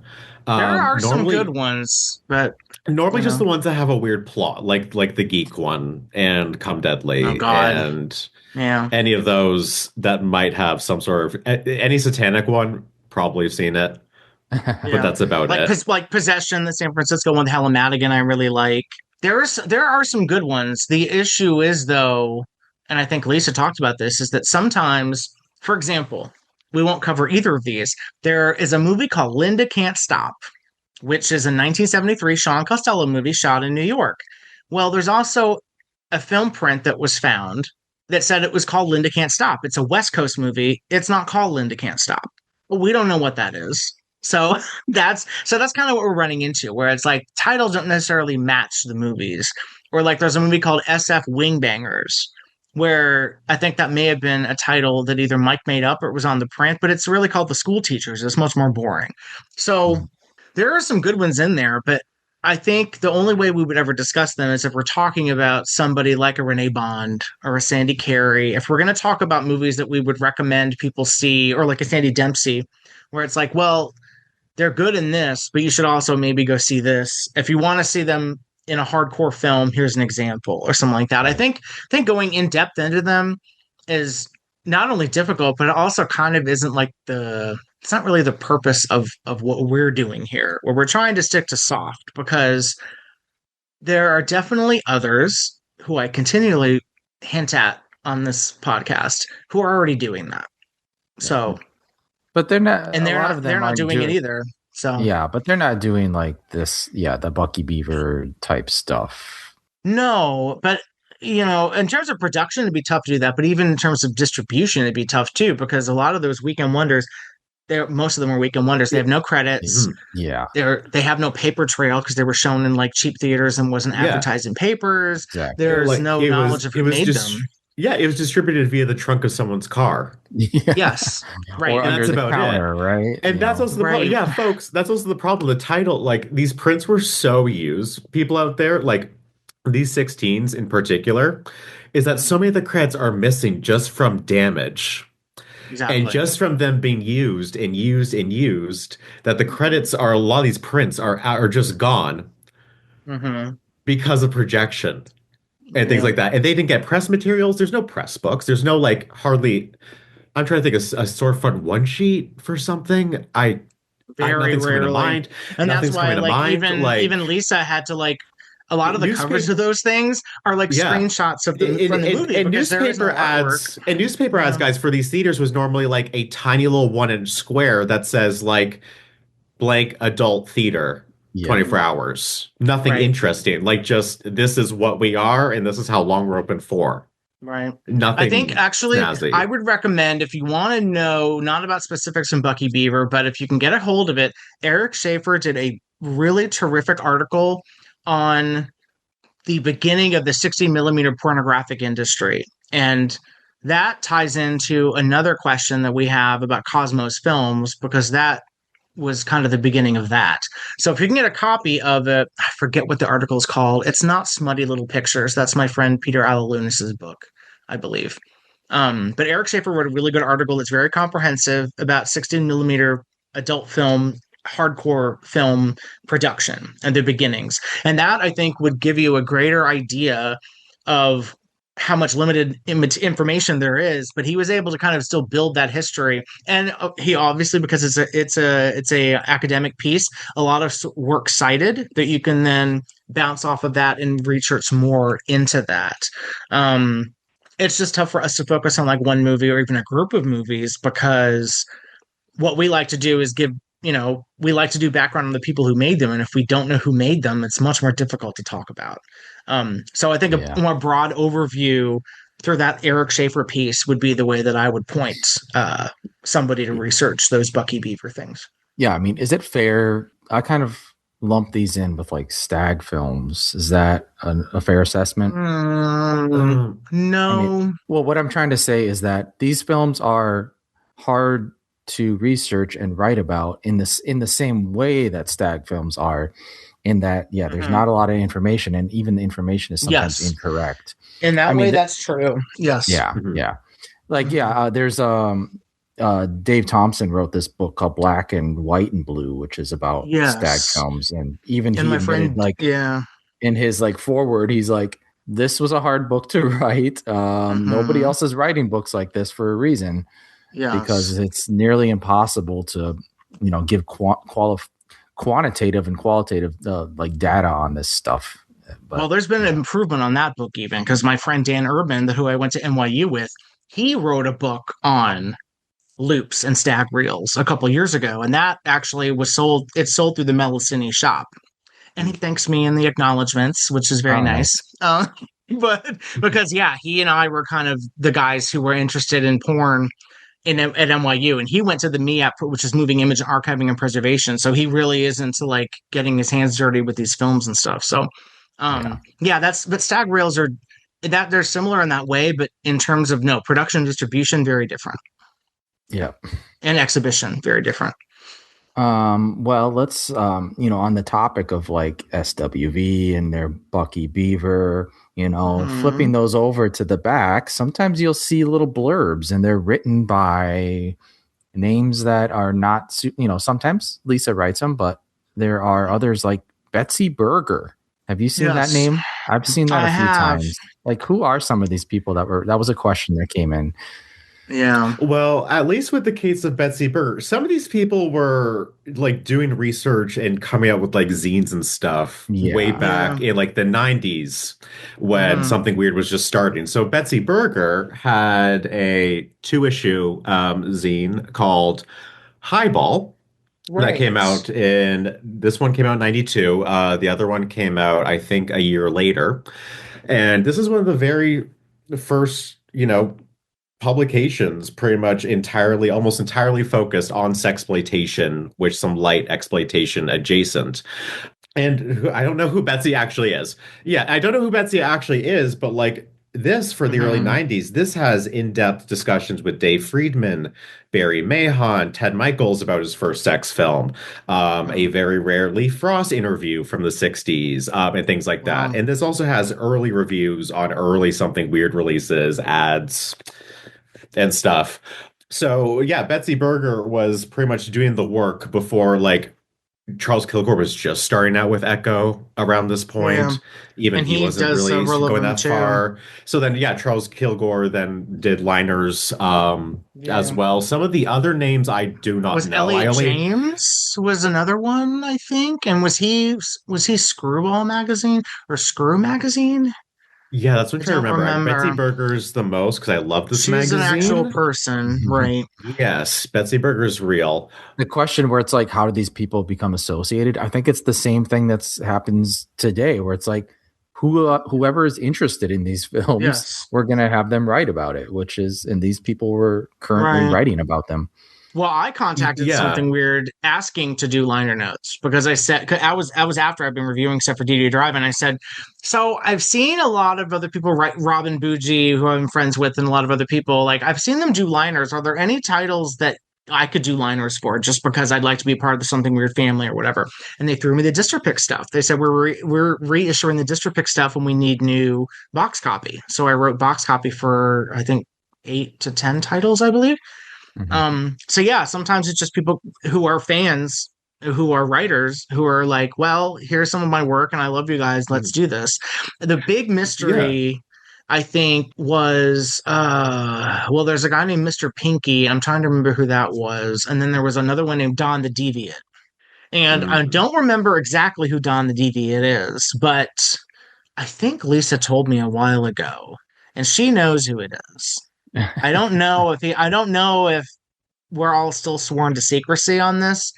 I don't remember who exactly it is, but there are some people that are writing under pseudonyms for sure. Some of them are not real. Some of their publications are not real. They're doing it just because they were asked. And I think someone had said, well, is Don the Deviant Frank Henenlotter? And it's like, well, no, because Don the Deviant reviews a lot of hardcore. Frank didn't really give a shit about hardcore.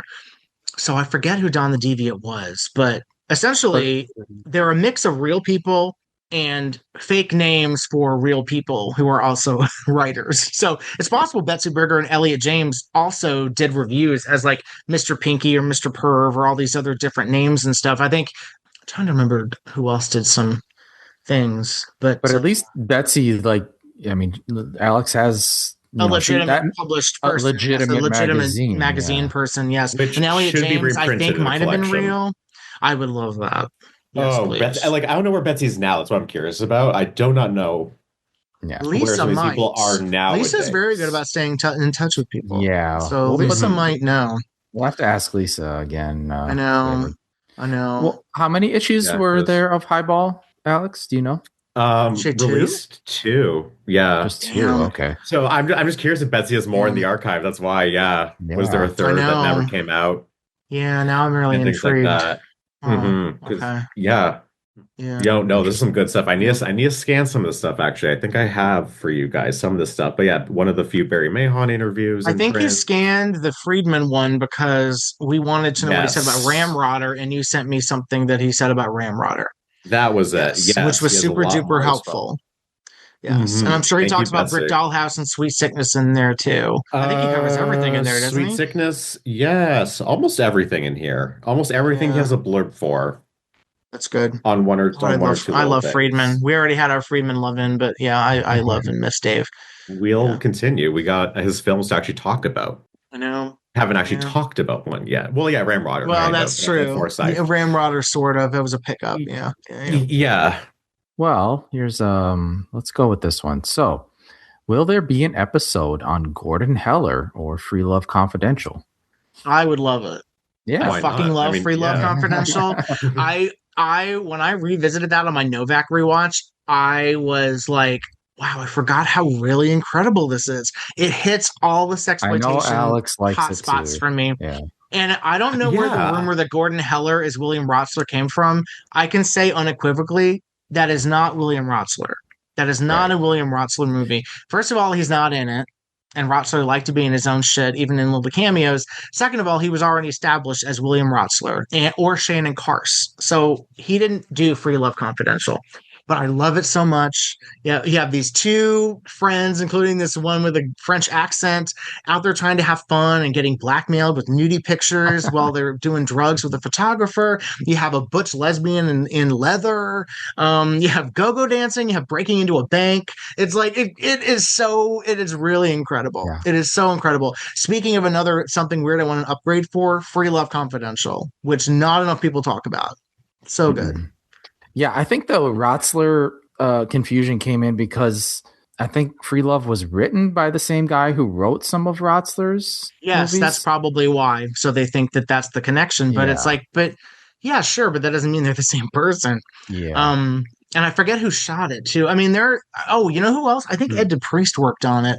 So when I reviewed it on Letterboxd, I think I noticed that two people who worked on that are still around. I was like, ask them who Gordon Heller is. Don't assume it's Rotsler, you know. Mm-hmm. So it also looks kind of like a Rotsler film. So sure. Yeah, I mean, it's a black and white movie shot in California. They're all going to look like a Rotsler movie. Like there's a certain look to black and white California films, just as I said, there's a certain look to black and white New York films. It's like even thematically, it's sort of similar to a Rotsler movie, but it's like that's like all the Peter Woodcocks looking like Roberta Finley movies. So I made that stupid mistake, and that wasn't true. Yeah.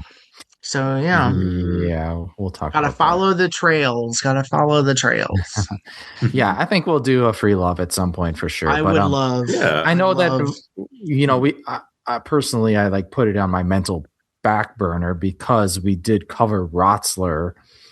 When we covered it, I watched that because I had heard from other people that it was a Rotsler. So no, we'll loop back to it and we will talk more about how it is not a William Rotsler movie. No. And it's so great. I mean, it's stylish. It's funny. Yeah, I really need to sexy. rewatch this. Damn. Oh, I know. I haven't seen it over 10 years. I remember that I was like, this is really good when I reviewed it for DVD Drive-In, and then I rewatched it, and it was so much better than I remembered. It was like, why did I kind of just shrug this off? Like it's like I think it's a top 10 Novak for me, actually. Free Love Confidential. Yes, I love it so much. Yeah, I really love it. Looking back on my review, I was like, where has this been hiding? Yeah, it was kind of came out of nowhere. Like, hey, this is really funny and well done. And who the hell is this guy?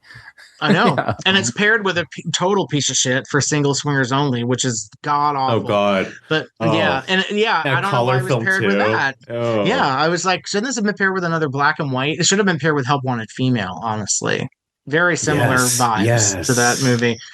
Yeah. Another California black and whitey. That would be really good. Okay. I wonder who asked that question. Yes. I wonder who asked that question. Some of these are really interesting. Yeah, I think it was the other Alex. Yeah, if I remember. Other Alex. If you haven't seen that movie, don't sleep on it. Don't wait till we do an episode on it. Watch it immediately. I'm not even kidding. But maybe I'm wrong. Okay, good. I don't know why you would ask that. Seen it? Anyone else who hasn't seen it, vault it to the top of your watch list. I'm telling you, it's really good. Yeah, I was supposed to say, is there another sexploitation that's as misadventure comedy as that one? From the 60s? I can't think of one that's kind of like that. Oh, like a misadventure, like a Stephen Apostoloff one kind of has a lot of that's true. Like mistaken identities. They're very Three's Company. Like two young gals like going on a weird like little misadventure kind of thing. It feels a lot more like Anything But My Husband rather than anything else that was going on. Yes. It is very Anyone But My Husband. Yes. It is very like classic screwball comedy. It's kind of like what is it? Glenda Farrell. No, who's the woman who died? Thelma Todd and what's her face? The lesbian. Who I love. Yeah, they had like a bunch of comedies in the 30s where it was the two gal pals running around. I can't think of another one. That's why. Patsy Kelly. I would have wanted more. Thelma Todd and Patsy Kelly comedies. It's the sexploitation version of a Thelma Todd, Patsy Kelly comedy. Yeah, now that I think about it, would have taken more. Yeah. surely overselling it, but it is really good. It's such a beautiful surprise. Considering if you go in thinking Free Love Confidential, this could be anything. It really goes in so many different directions. It's great. Two young wives looking for excitement and a new kind of love. A free love. Yes. Give it a harder, girl. This is where... Well, on that note, I mean, this is a pretty broad, I don't know, maybe we've covered this. What is your favorite Something Weird video release? Is that possible to list our favorite? I don't. Well, Casey's nodding his head. Toy Box, Toys Are Not for Children. Okay. That's it. Yeah. Oh, also, what's it's Ultimate Degenerate. Oh, Lusting Hours and Hot Blood Woman. And Hot Blood. What's the Aroused? I was going to say that one. Female. Rent a Girl. And what's the Rent a Girl? Yeah, a lot of triple features. The triple features are really good. Yeah. They don't always hit, but when they slap, they slap. Well, like when all the movies are perfect together, yeah. Yeah, the Rent a Girl one was probably going to be my number one. The Luke Campa triple as well. All three of those are great. That went really hard as well. Yeah. Ultimate Degenerate. Honestly, was one of my early ones. Bad Girls Go to Hell, Another Day, Another Man. I love the Let's Go to the Drive-In thing. I still have some of the worst releases they ever put out because they had the drive-in feature, which I just enjoy. I just skip through the movie and then get to all the rest of the stuff. Like Bloodsuckers, Bloodthirst, one of their worst releases ever. But I have it because it has the drive-in feature. So, what did you say, Alex? Did you pick one? God, a couple. Just a couple, because now I'm also thinking about the early Sweet Spot ones. Like one of my first ones. Seeds of Sin. That's probably my top. I never. That's a no-brainer for me, so I'm always skipping Milligan. Like Defiler, Scum of the Earth has a really a soft spot for me. That was one of my first ones as well too. That was my first Teenage Strangler.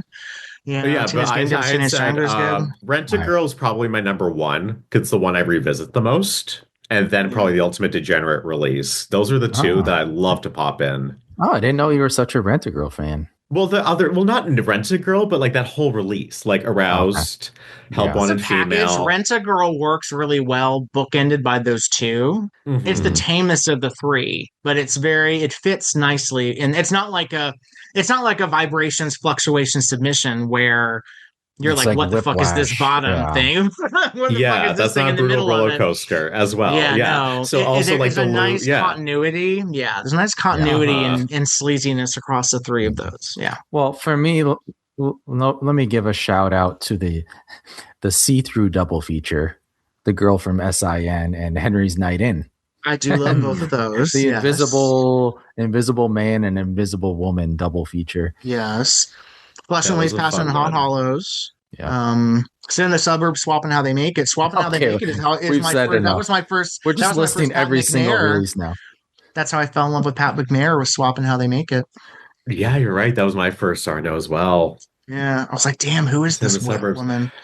Yeah. What else? Oh yeah, The Smell of Honey disc was great. Like that was another. All three of those favorite. Are good. Yes. I mean, that's the thing. It makes you think about what we missed when the Image thing ended, and what we still don't really have. We don't have an equivalent to that. Even with the Melisini stuff, we don't have a regular. They used to come out with 2 to 3 a month. I was just asking, how many of those were there? 2 to 3. That was month. Like. So I mean, Yeah, that's we'll never have it that good again. I'm sorry. Even in this beautiful golden age we have right now, we will never have it like that again. Mm-hmm. Yeah. I know. Sometimes I think back to like when it ended, like 2007 and 8, and just so many of the deep cuts we were just talking about. I could picture the discs in my head. I know what they could have possibly been, and you can imagine like what could pair up well together. Yeah, like just in the Distripix catalog alone, we could have gotten so many other great double and triples just for some of those. We only got 2. We only got that one double feature. We didn't get the rest. Yeah, bummer. Well. Anyway. As we yap on here, here's a question. Would there ever be any interest in doing a live podcast where a crowd watches a movie and then it is discussed afterwards? God, yes. Well, so that's I agree.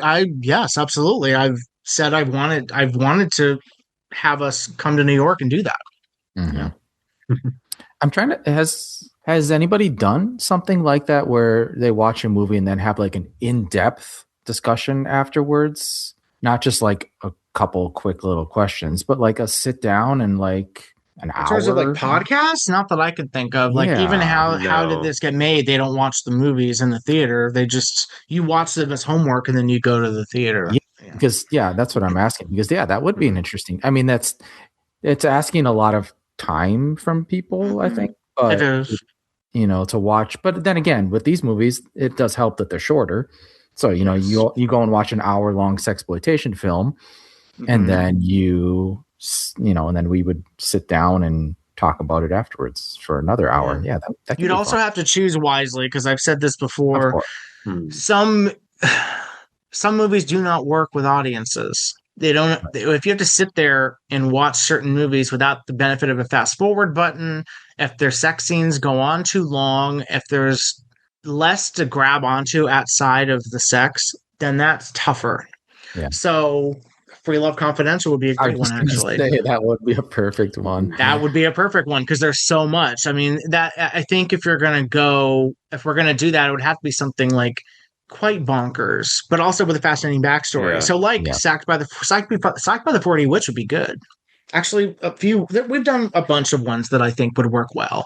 Yeah, I think so too. All American Girl, I'm not sure. That one's a little tougher. I would love to see that with an audience, but I think to have a conversation about it after might be a little too uncomfortable for people. Even that, but in that regard, I think it would be interesting, because if even if the audience isn't feeling it, or it's like pushing them a little bit too much out of their comfort zone, feed that into the discussion afterwards. It could make for an interesting Q&A or talk about the problematic aspects of that film and the way that it's both problematic and progressive somehow simultaneously. Instead of just sitting there stewing like, I hate this, I'm going to go home and bitch about it online. Hey, we're going to be there, to talk about it afterwards. So let us know what you think. I think New York is the place to do that, honestly, just because I keep hearing these horror stories about California. So if we're going to do it, it would have to be Chicago and New York, I believe. Maybe Austin. But yeah, that would be fun. Yeah, if anybody's programming out there and wants to bring us out to talk, we would love that. Yeah. Maybe Nighthawk in Brooklyn. Yeah, maybe. If anyone has some film ideas, Miniskirt Love. I know. No, I'm kidding. Can you imagine? Can you imagine Sock It To Me Baby or Miniskirt Love on the big screen? Venus and Furs. That one's tougher to get through, actually. That one's tougher. Yes. Hula Baby is a little slow. I don't think no. No. Maybe Aroused would be fun, but that's a bit dark. Aroused works great with an audience. I've seen it. I saw it at Quad Cinema, and it worked great with an audience. Yeah. Oh, you were in that audience. Okay. I was. Yeah, that worked really great with an audience. Yeah, that. So we have options. Yeah, we're down. We're down for it. We just, need the opportunity to land in our lap. Let me kick a question to you, Alex. Okay, this one's for you. Okay.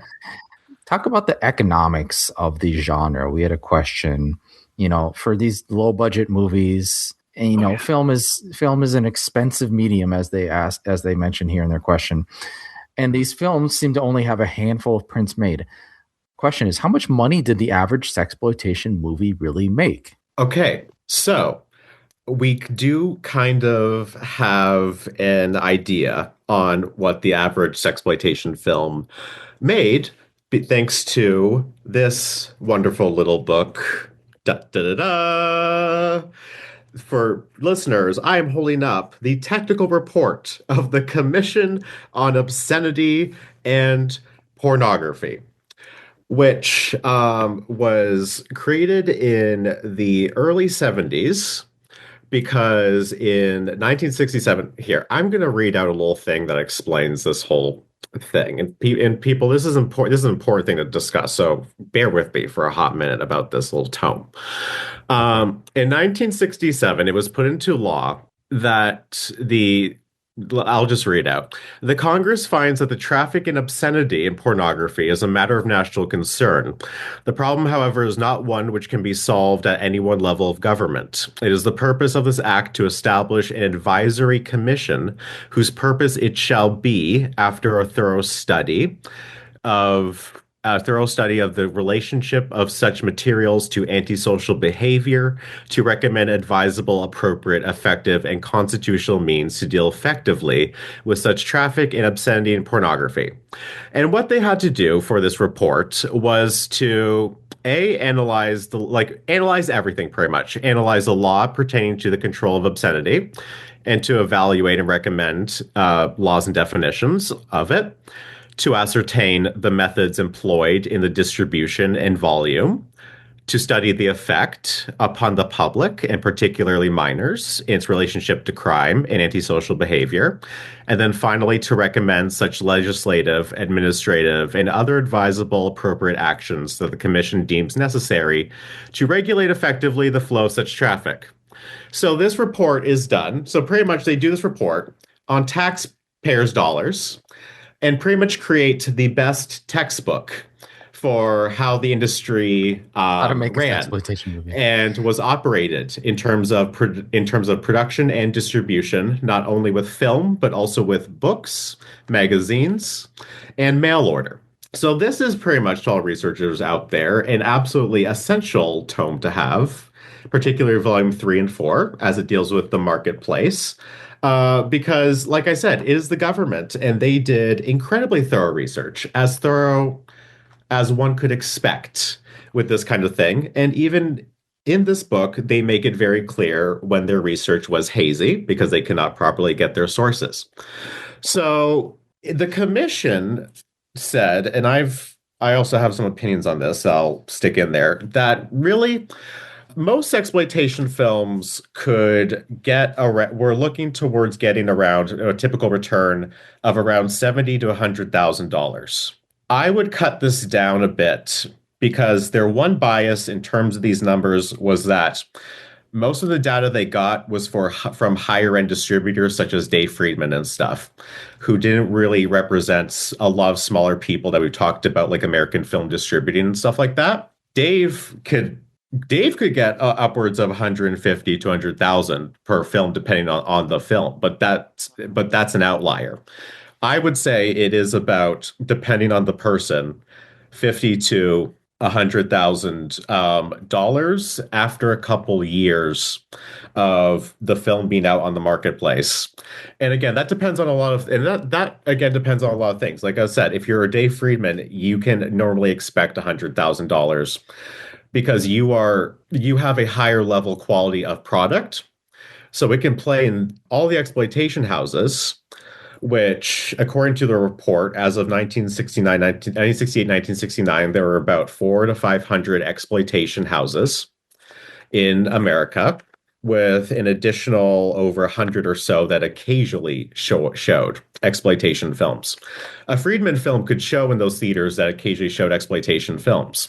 Something like In Hot Blood was not about to show in a theater that only occasionally showed exploitation films. What was the rest? I think the question was also in terms of money put into these. What was it? So they were looking at normally. Okay, so black and white film, black and white print. I'm going to go very loose with these numbers here. So black and white print is around $250 to $300 a print. You make up actually. Yeah, actually. Color is $500 to $700. Still cheaper than I thought. Wow. Right. Let's say I'm going to go, you make about, so first of all, you've spent about $100,000. I'm saying you're Stan Borden. You spent $10,000 to buy a film. You then make, I'm going to go with 100 prints. I'm not 100. Wow. 10 prints. Yeah. I'm going to go a little bit higher. I'm going to go a little bit higher Metzger. With Stan and say that he did 10 prints of a movie, and I'm going to go that it's about 75 minutes. I'm going to say around 250. Prints alone, he's looking to $2,000 to $3,000 for those prints. And then trailers and one sheets, probably not that much more. He's probably sinking around maybe loosely $5,000 to $7,000 when it comes to also shipping those materials to the first couple houses. So he's sunken around, like I said, loosely like this, only less than $20,000 into each film. And he's making about, let's see here. Another thing that people need to consider as well with these theaters is that a lot of them did not operate on a like gross percentage basis in terms of returns. A lot of these theaters operated on what was called a flat rental deal, which meant that the theater paid you a flat amount to book your film. They did not give you a percentage of the gross. And that flat amount was normally what they would normally calculate, say, okay, I'm a bigger theater in Metropolitan City. I take in around $5,000 gross weekly. That's my average. And I want to spend about normally 10 to 15% of that buying films. So my go-to flat rental rate will be $400 a movie to play for a week. So you were not getting percentages. So if your film did well, the only way you would get more money is if that film was held over for another week. So if the film's doing really well, that doesn't matter. What you're trying to do is you're trying to get as many bookings. The more bookings, the more rental. So you're hoping to get at least, say, out of those 400, you're hoping to get at least 150 bookings for one of these films. And let's say you got 150 bookings. 400 was about average. I'm going to go down a bit because we could be talking about $150 backwater drive-ins that could only spend that much. So let's do 150 times 300, $45,000 return if you played that much. So that's where I'm going off of in terms of $50,000 to $100,000. Yeah, this is first run only, right? This isn't taking after 2 or 3 years. Okay.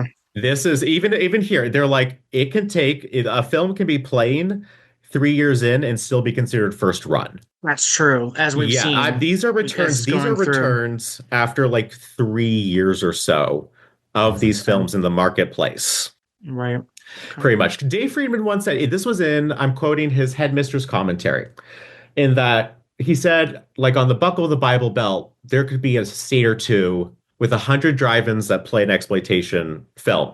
Those drive-ins, because they're backwater and stuff, would only give you around $100 film rental. But if you have one print that plays all 100 of those drive-ins through one print, that's your entire negative cost plus back. Yeah. True. Yeah. That does really add up. Right. Actually, and fun little fact, because they looked at Dave Friedman's books, a little fact about Dave's. In terms as least as 1969, the average EVI production has 550 play dates in the United States. Most people, big guys, thought they were doing fantastically to play 400, but Dave's regular was 550 That's why dates. He was the mighty monarch. That's why he was the best. Yeah, exactly. So he could see 100 to 2,000, 200,000. But yeah, the smaller guys, that's probably what it would be. But then again, we have to be very loose about that. That is definite. Like, even the report was not the most definite. They were like, this is the number one kind of average. I think your number sounds a little closer to reality. Yeah. For sure. So you weren't making bank. You did have to keep on grinding this product out. Yeah. Like, you really could not believe in the hype that like one film. Right. But then this is also why places like Variety, you can't really trace that. Because if it's a flat rental fee, nobody's tracing ticket sales, because the ticket sales are irrelevant except to the actual venue and the owner of the venue. That's what matters. Variety is not tracking this. So that's why you can't really track Variety numbers for a lot of this stuff, because they're not tracking. That's why we can only kind of do play dates and only then have a very loose idea that like it seems like it did. One thing I should also add to people out there as well is that also even sub-distributors, a lot of them did not do percentages. They gave you what they thought they could do. So you weren't even getting percentages from sub-distributors. Like, if you're going to someone out in Charlotte, the guy in Charlotte's like, okay, so this is how many I could probably book them in. I know my market down here. Okay, I'll give you like 10,000 flat for these territories. Leave me alone, and I'll run your film for the most part. That's also how that happened too. So also, even with your sub-distribution deals, you were also getting chunks of money just out of those and not waiting for it, like right off the bat. Depending on the territory and stuff, there was some that could be like a $30,000 area, and you get your $30K and walk away and let the guys deal with your movie. Well, I was going to say that's why I note for I've started noting now that I have access to newspapers. I like tracing the life of a film and seeing, and I think in one of the show notes, I think that is accessible on our Patreon, I kind of try to make a note of how many prints there even were, because we're talking about like one print potentially per region or per 2 states, 3 states, or whatever. So even trying to figure that out through the paper trail of the distribution based on what newspapers are advertising. And that's not even the full picture, because there were places where those pictures could not be advertised in newspapers. Yeah. So That's also the thing, folks, for people who, like I said, anyone out there want to research this, Google Books has all the reports available for free on PDF. I might make volume 3 and 4 available on our Patreon to make it easier for some people.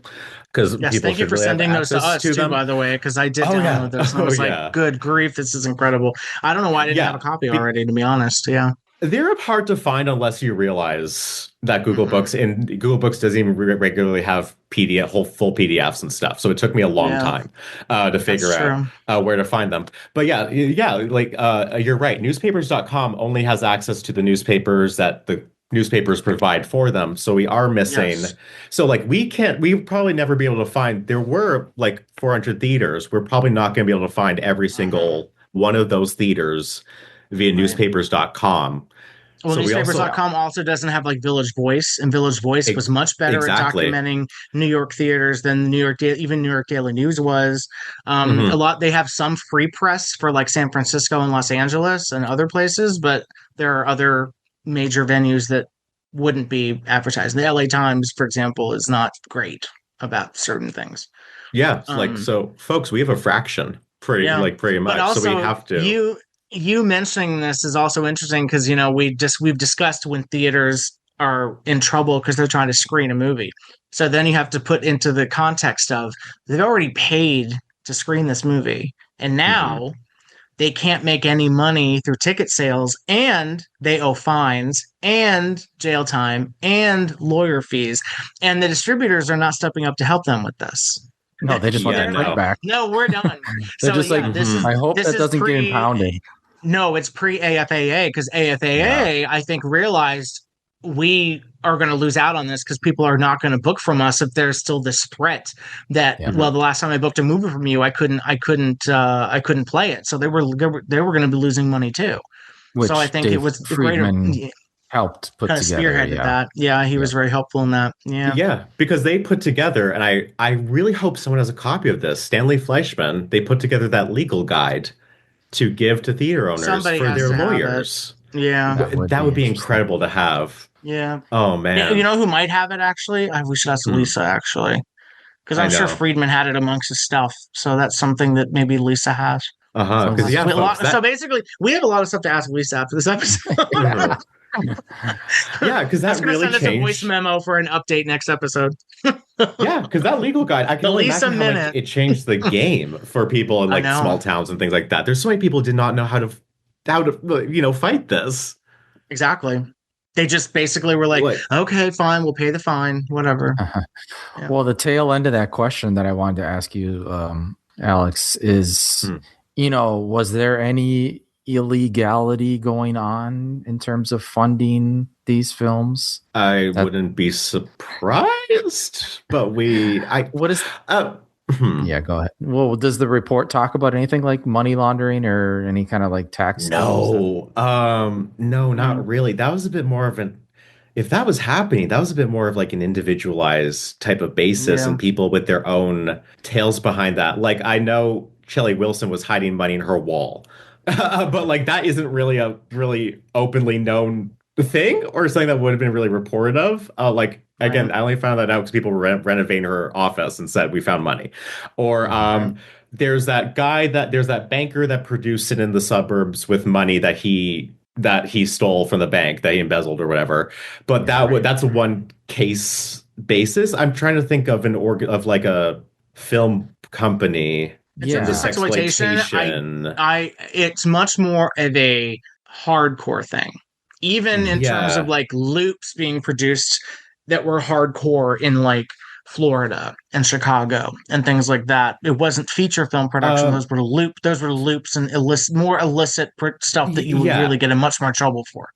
Yeah, if anything was, it was either the loops or like really edgy fetish publications and stuff that was done with cash. Like it was not the general theatrical stuff. Right. It was stuff you definitely didn't want a paper trail for. It was the stuff that we've discussed where there is lack of a paper trail for those reasons, because it's much more illicit, much more under the counter. The sexploitation stuff is much more over the counter because you need to make money on it.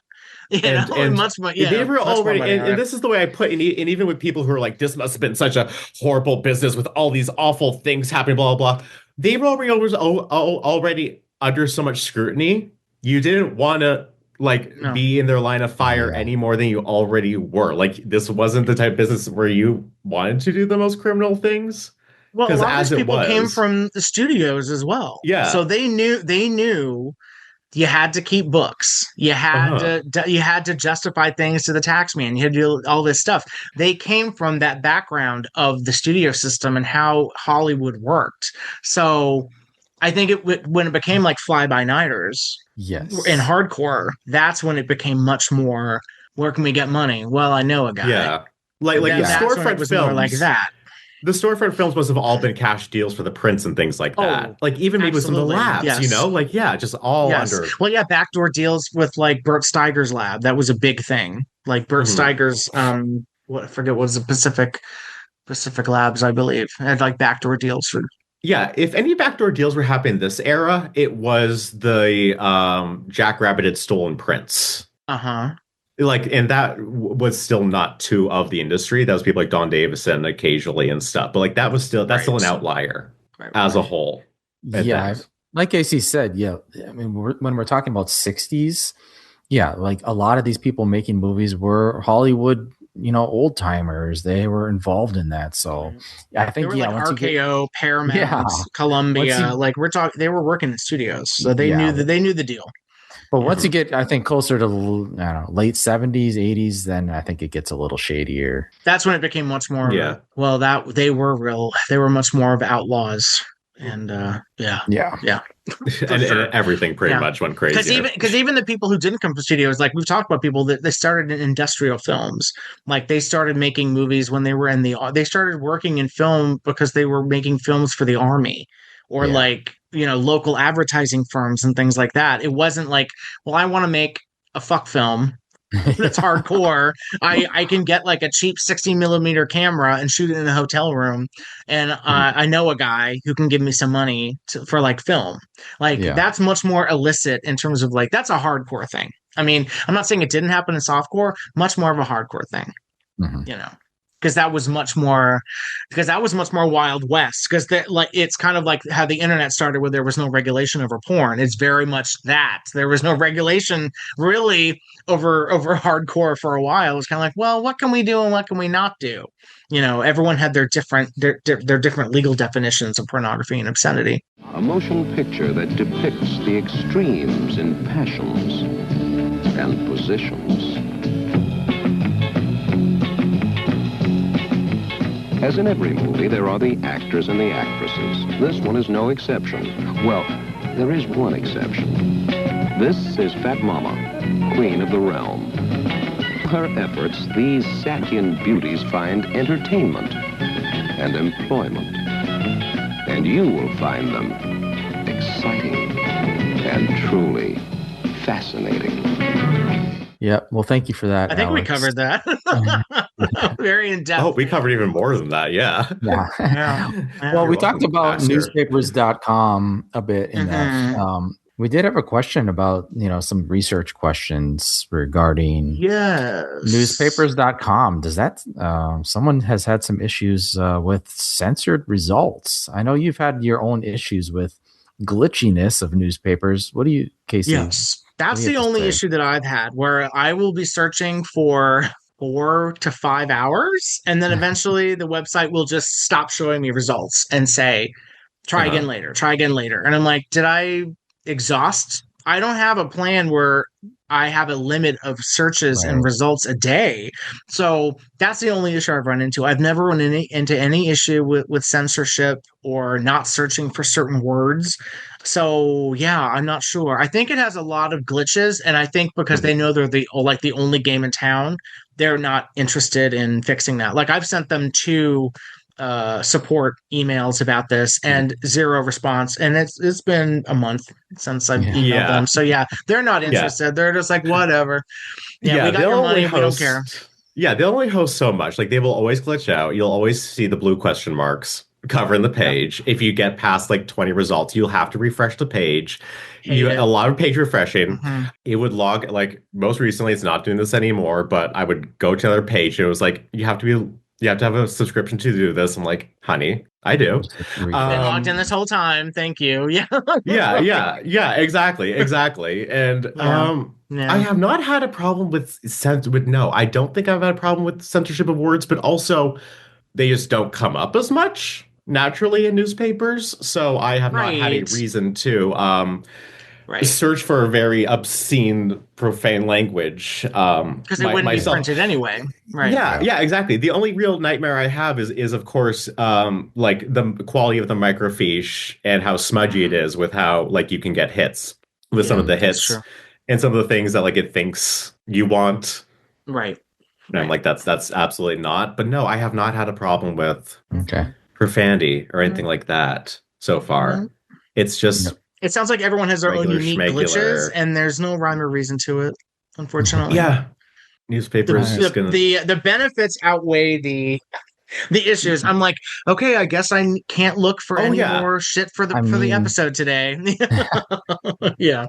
In case we haven't given away the game, like newspapers.com is a very useful tool if you're a researcher. Definitely has its limits. Yes, but you have to supplement it with other stuff.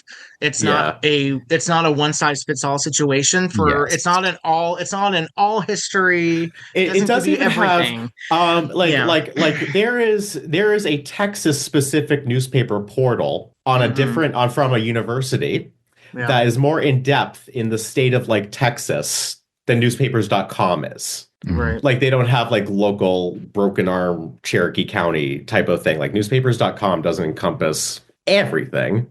Right. But they do cover most of the bases. And I can only imagine what it was like back in those days when you had to go through microfiche and things like that. Because I found stuff on filmmakers that I would have never found. Yeah. Like you would not have found Sandy Johnson's death, probably. No, never. Because where would you have looked? I would only have access to New York stuff. I wouldn't have access to Chicago or LA. You would have had to know or Texas where he probably was living at the time of his death. Go to the library in that county. Ask if they have records. They have to fumble around for who knows how long, loading stuff up for you to flip through. Yeah, there are certain good things about our modern age. Yes, it's helpful, but it's like you have to supplement it with other stuff for sure. And also kind of know how to work with it. Yes, it's not a situation where like a lot. Yes, I've had someone say someone mentioned well, yeah, I guess I could be a historian too if I had a newspapers.com membership. I'm like, tip of the iceberg, jerk off. You had a great rant on that a couple years ago. You don't even have a clue. Like that. Wait, who said that? Just they will remain nameless, but they'll remain nameless. But Casey had a good open to anyone who thinks they're a historian just because they have newspapers.com has no idea what they're doing. Blah blah blah blah blah. I'm yes, exactly. Good boy. There is so much unique. Yeah, I mean it's a lot. It covers a lot. Like there's so much other stuff, but there's also stuff that used to be available that isn't available anymore. Like for Amazon, you used to be able to search inside of books. You can't now. Yeah. So, for example, Carter Courtney was a gay actor in hardcore films. He didn't do any hardcore. He was like a character actor. He's in like Pamela Mann and Mount to Venus and stuff. So I was trying to find out. I found out he died in jail, and I was like, well, how can I find this information? I found a book that like a chaplain wrote who knew Carter Courtney when he was a prison chaplain. And I only found him and emailed him and interviewed him about Carter Courtney for my book. I only found him because I found an excerpt from his book on Amazon and I bought the book and then I emailed him. You can't do that now. I've tried to go back and find that a way that anyone could ever find that book talking about Carter Courtney. Mm-hmm. Not possible. So it's like we take 4 steps forward and then 5 steps back. Like public records have gotten worse. We used to be able to access Social Security Death Index for free. Now that's behind a paywall. White Pages is behind a paywall. Like there's definitely restrictions now, but you have to if you're a researcher, you got to find ways around it, and it's not all as easy. I think people will say, like, well, yeah, in my day, we just had microfiche and phone books. It's like, yeah, I mean, we have definite advantages, but we also have disadvantages because, there are definitely other disadvantages with especially also in such a genre like this. Yes, where people don't want to be found. Probably every other day you're probably still find databases you've never even heard about that are probably very helpful. Yes. And things are always like forums exist and then go down.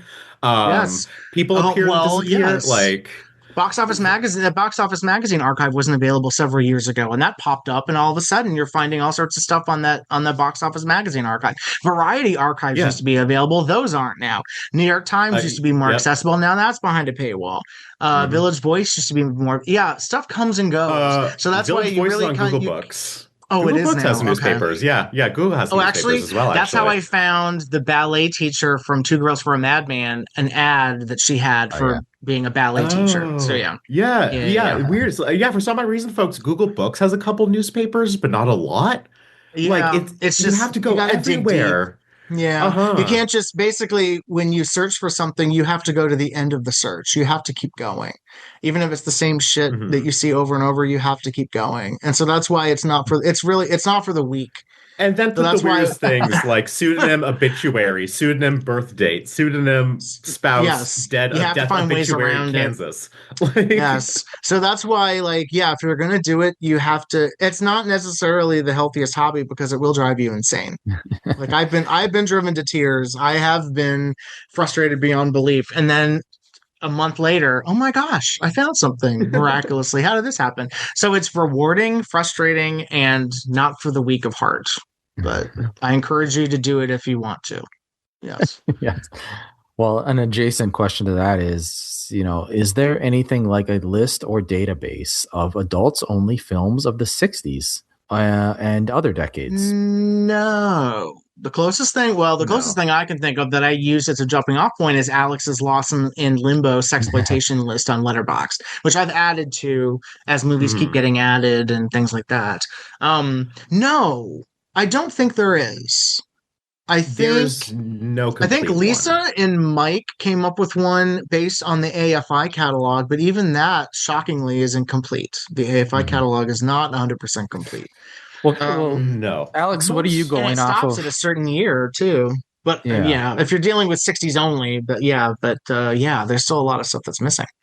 What was it, Are you just going off a personal list, Alex, for your completion of the...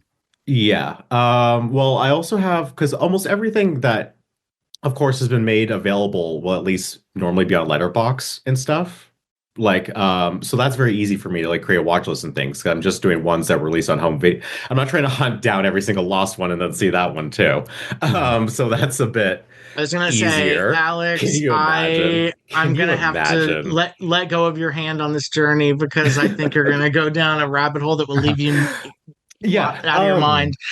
It's not so it's not I know my limitations. For available ones, but for lost ones, AFI has almost everything. There's one or two, and I can picture what the one sheet looks like, but I cannot think of what the title of the name is. Oh, Burn is not in there. Yes, it is. That's the Carolyn Lima story. Yeah, it's the Carolyn Lima story. Oh, but there's one. Okay. Oh my God, no! There's some other Texas ones that aren't in there. I don't think. Oh, almost all the Texas ones I'm aware of are. There's this one where it's a red one sheet. There's a black and white image of two really preppy looking mod girls on it. And there's a really groovy white wormy title on it called Heads or Tails or Someone and Someone. That's not available anywhere. I've only seen one sheet of it. There's a couple, but AFI has almost everything. Yeah, I've started to do with retitling too, because sometimes you'll see posters like, "Why haven't I heard of this?" And then you'll notice one cast name that has been only briefly changed, and you're like, "Wonder if that's this movie." Yeah. Exactly. Especially some of those later drive-in ones in the 70s, like House of Chains, or those really weird stock Very poster popular ones. title. Yeah. Yeah, exactly. I tried to start making a master list of all the lost 60s ones, but it's such an undertaking. I have not I know. I'm only into the It's G's just or not something like possible. that. Yeah, you would have to Right. flip through your AFI catalog and just Which I highlight have, as and then you're also going. and then also be like, okay, I need to like contact this archive and double check. Mhm. I need to also contact these people as well. Mhm. Well, Too, also, because there's a we're few just that I've been going through. talking straight sexploitation. There's also Oh gay yeah. sexploitation that is even less documented well over time. That's tougher, and that's almost exclusively New York and Los Angeles. San Francisco. Mostly LA. We're talking like Oh, really? Pat Okay, Rocco, that Dick was more Fontaine. Oh, Yeah, okay. I no. don't I know mean, why I thought that Frisco, was there more were some Frisco. Frisco people. Well, it's a gay city, yeah. But no, we're talking like stuff that would show like the Park Miller and Yeah, the Shansail that stuff. Yeah.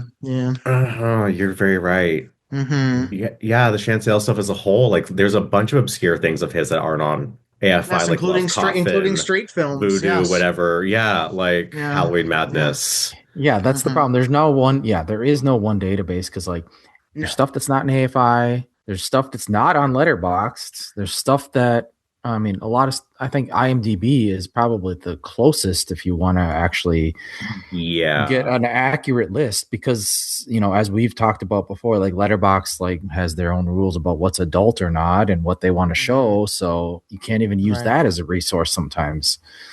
Right. But also something to take into consideration, if you're saying like adults only, like that also covers a lot of territory. There were studio films that were adults only. And so, yeah, it really depends on like what your categorization of it is. And that ties into like another question that I saw that somebody was asking where it was about like, what was it? It was the Howard Hughes question where it was kind of like, would you consider these films sexploitation? Oh, it's like, technically, yes. Would you consider Howard Hughes' cinematic efforts as working towards sexploitation, almost proto-sexploitation efforts, like The Outlaw?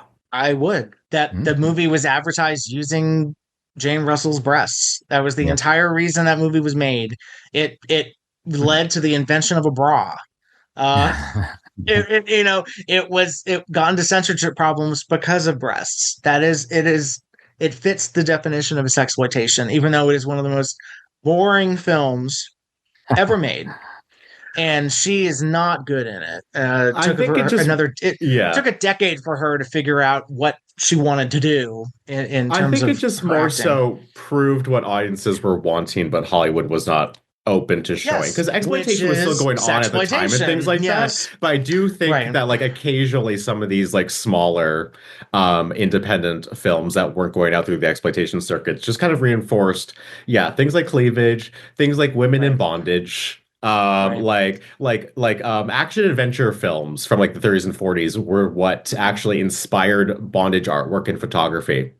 Because those were what was requested the most in movie photo, like stores and stuff like that. Women tied up in peril. And then people like Irving Klaw was like, why don't I just start doing these myself? Right. And things, people are obviously liking this. I'll just start this cottage industry. Right.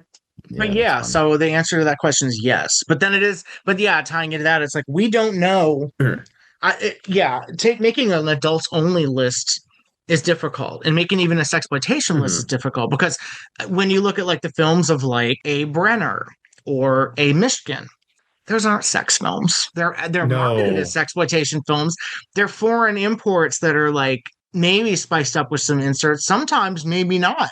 Sometimes maybe they were just put out as is with a great advertising campaign. Yeah. So they have that aura. They have that aura of like European sexiness and adult themes. Or even like My Zetterlings movies in the 60s, like Night Games is like that would be advertised as a sexploitation movie. It's not. It's an artistic movie. Summer with Monica, the Bergman movie, advertised as sexploitation.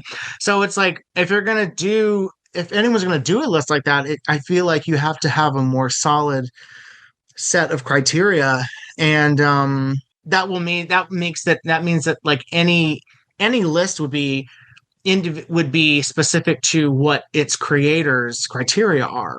I don't think there's any general criteria. So that's why there isn't a list that exists like this, because it's kind of like, well, I would include this title, but this guy isn't because he doesn't think it's sexploitation. Like I would include Summer with Monica. The only thing I could think of was explicitly produced, pretty much to apply to prurient interest. Yes, which is the classical definition of pornography, where it's designed because to arouse. Summer with Monica isn't really that for the most part, but let's be real, like Lucky Pierre is in essence, even though it's light, as designed to lightly. But then where does something like I'm Curious Yellow fall in? Where it's not designed to arouse. Well, I wouldn't call that really sexploitation. Sex is part of it was advertised as it was, using yes. sex it was, to make but I do not say I'm thinking specifically produced sexploitation films. I'm not thinking of anything adjacent. I'm trying to narrow it down. Right. My definition normally is not even stuff like pink pussy, even for the most part. It is just that's why strictly that list, produced with the. I couldn't go by that list. That's why I feel like that for me, that list would be incomplete. And so that's why it's like, I don't think there could be a master list, because it's like saying there's going to have a master list of every drama ever made. And it's kind of like, do you include things with comedy in it? Do you include Westerns that are dramatic? Do you include action that has tearjerker scenes? And so like that's sexploitation is just a broad thing, and adults only is even such a broad thing. I think that's such a crazy endeavor to my mind that I couldn't even possibly do it. You know. Yeah. I hate those letterbox lists that are like, here's erotic XXX films, 3,000 films. Like, it's just like there's one that's on it where there's what is it? It's like movies about emotions, and I'm just like, every movie has some kind of emotion in it. Or perverted films for perverts. Yeah. Or I hope they're not listening. Someone did a Ruffy list and just did every single black and white sexploitation film. Yeah. Like including Henry's Night In. I'm like that's not a Ruffy. I'm like, no, like black and white does not mean roughy. You know the word rough. It's in that. Like, huh? Right. Like, no. Crazy. And then are they leaving out stuff like Pamela You Are, or The Animal, because there's color sequences? I saw The Animal in that, I think. Yeah, I was like, what? Okay. You don't know what you're talking about. Does that count? It has a color sequence. So, yeah, I don't know. Yeah, like, okay. Like Naked Pursuit. Naked Pursuit has color sequence. Daydream has color sequences. So, yeah, that's the thing. Lists are nuts. Lists are really good for, like, I think the lists that I follow mean I have to know what the criteria is. And then I'm like, yes, I also subscribe to that criteria. And this is what I'm looking for. And that's, but I really have to know what the criteria is. I can't just kind of be like, oh yeah, this is sex movies, exclamation point. And I'm just like, how did you decide to make this list? Yeah, is it every sex movie? I hate to be that one judge, but to me, it's just I know it when I see it. Yeah, I agree. I use that. I use that to describe things way more than I probably should. But yes, you know it when you see it. Yeah, to quote a shitty man, I just do. I don't know what to tell you. Right, exactly. Right. But yeah, for the person who asked that question, I think they said that they don't use Letterboxd that much, but yeah, it can be. It can. Letterboxd is useful for that, for creating your own list or finding good lists. Yes. That are not like Dakota Newt's lists and Dakota and Chris's list. I like all those and follow all those because I know exactly what those lists are and why they're doing them. And there are other lists and the Pinky Violence list. I'm like, okay, I need to see all the Pinky Violence. And even if it's stuff that's like, this doesn't seem like Pinky Violence, but it's adjacent enough that I want to see it, Yeah. I'd love to see both of you do a 60s sexploitation personal taste list. I'd love to see both of yours versions of that. I do have kind of. I have one, but like, I'd love to see what you two's just overall would be. Yeah, I should. Well, see, and I was trying to do that with all my rankings of the Something Weird stuff, but I've fallen off of that. So, but then I wouldn't. Yeah, I'll have to think about it. All I know is that Metzger's stuff would be at the bottom.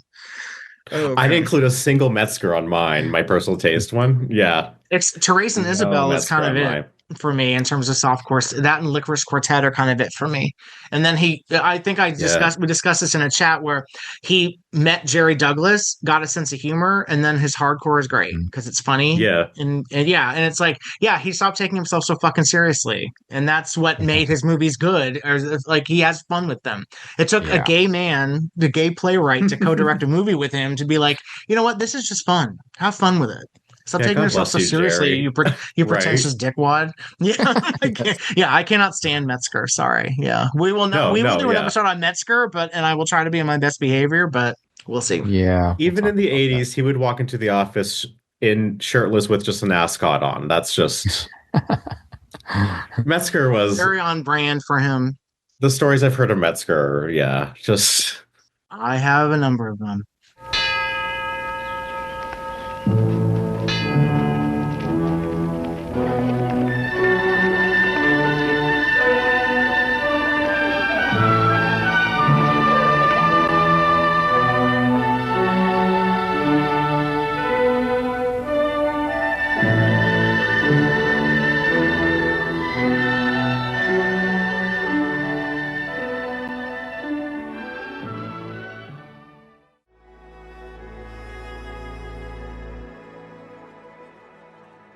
Thank you for listening. To hear more shows from the Someone's Favorite Productions podcast network, please select the link in the description.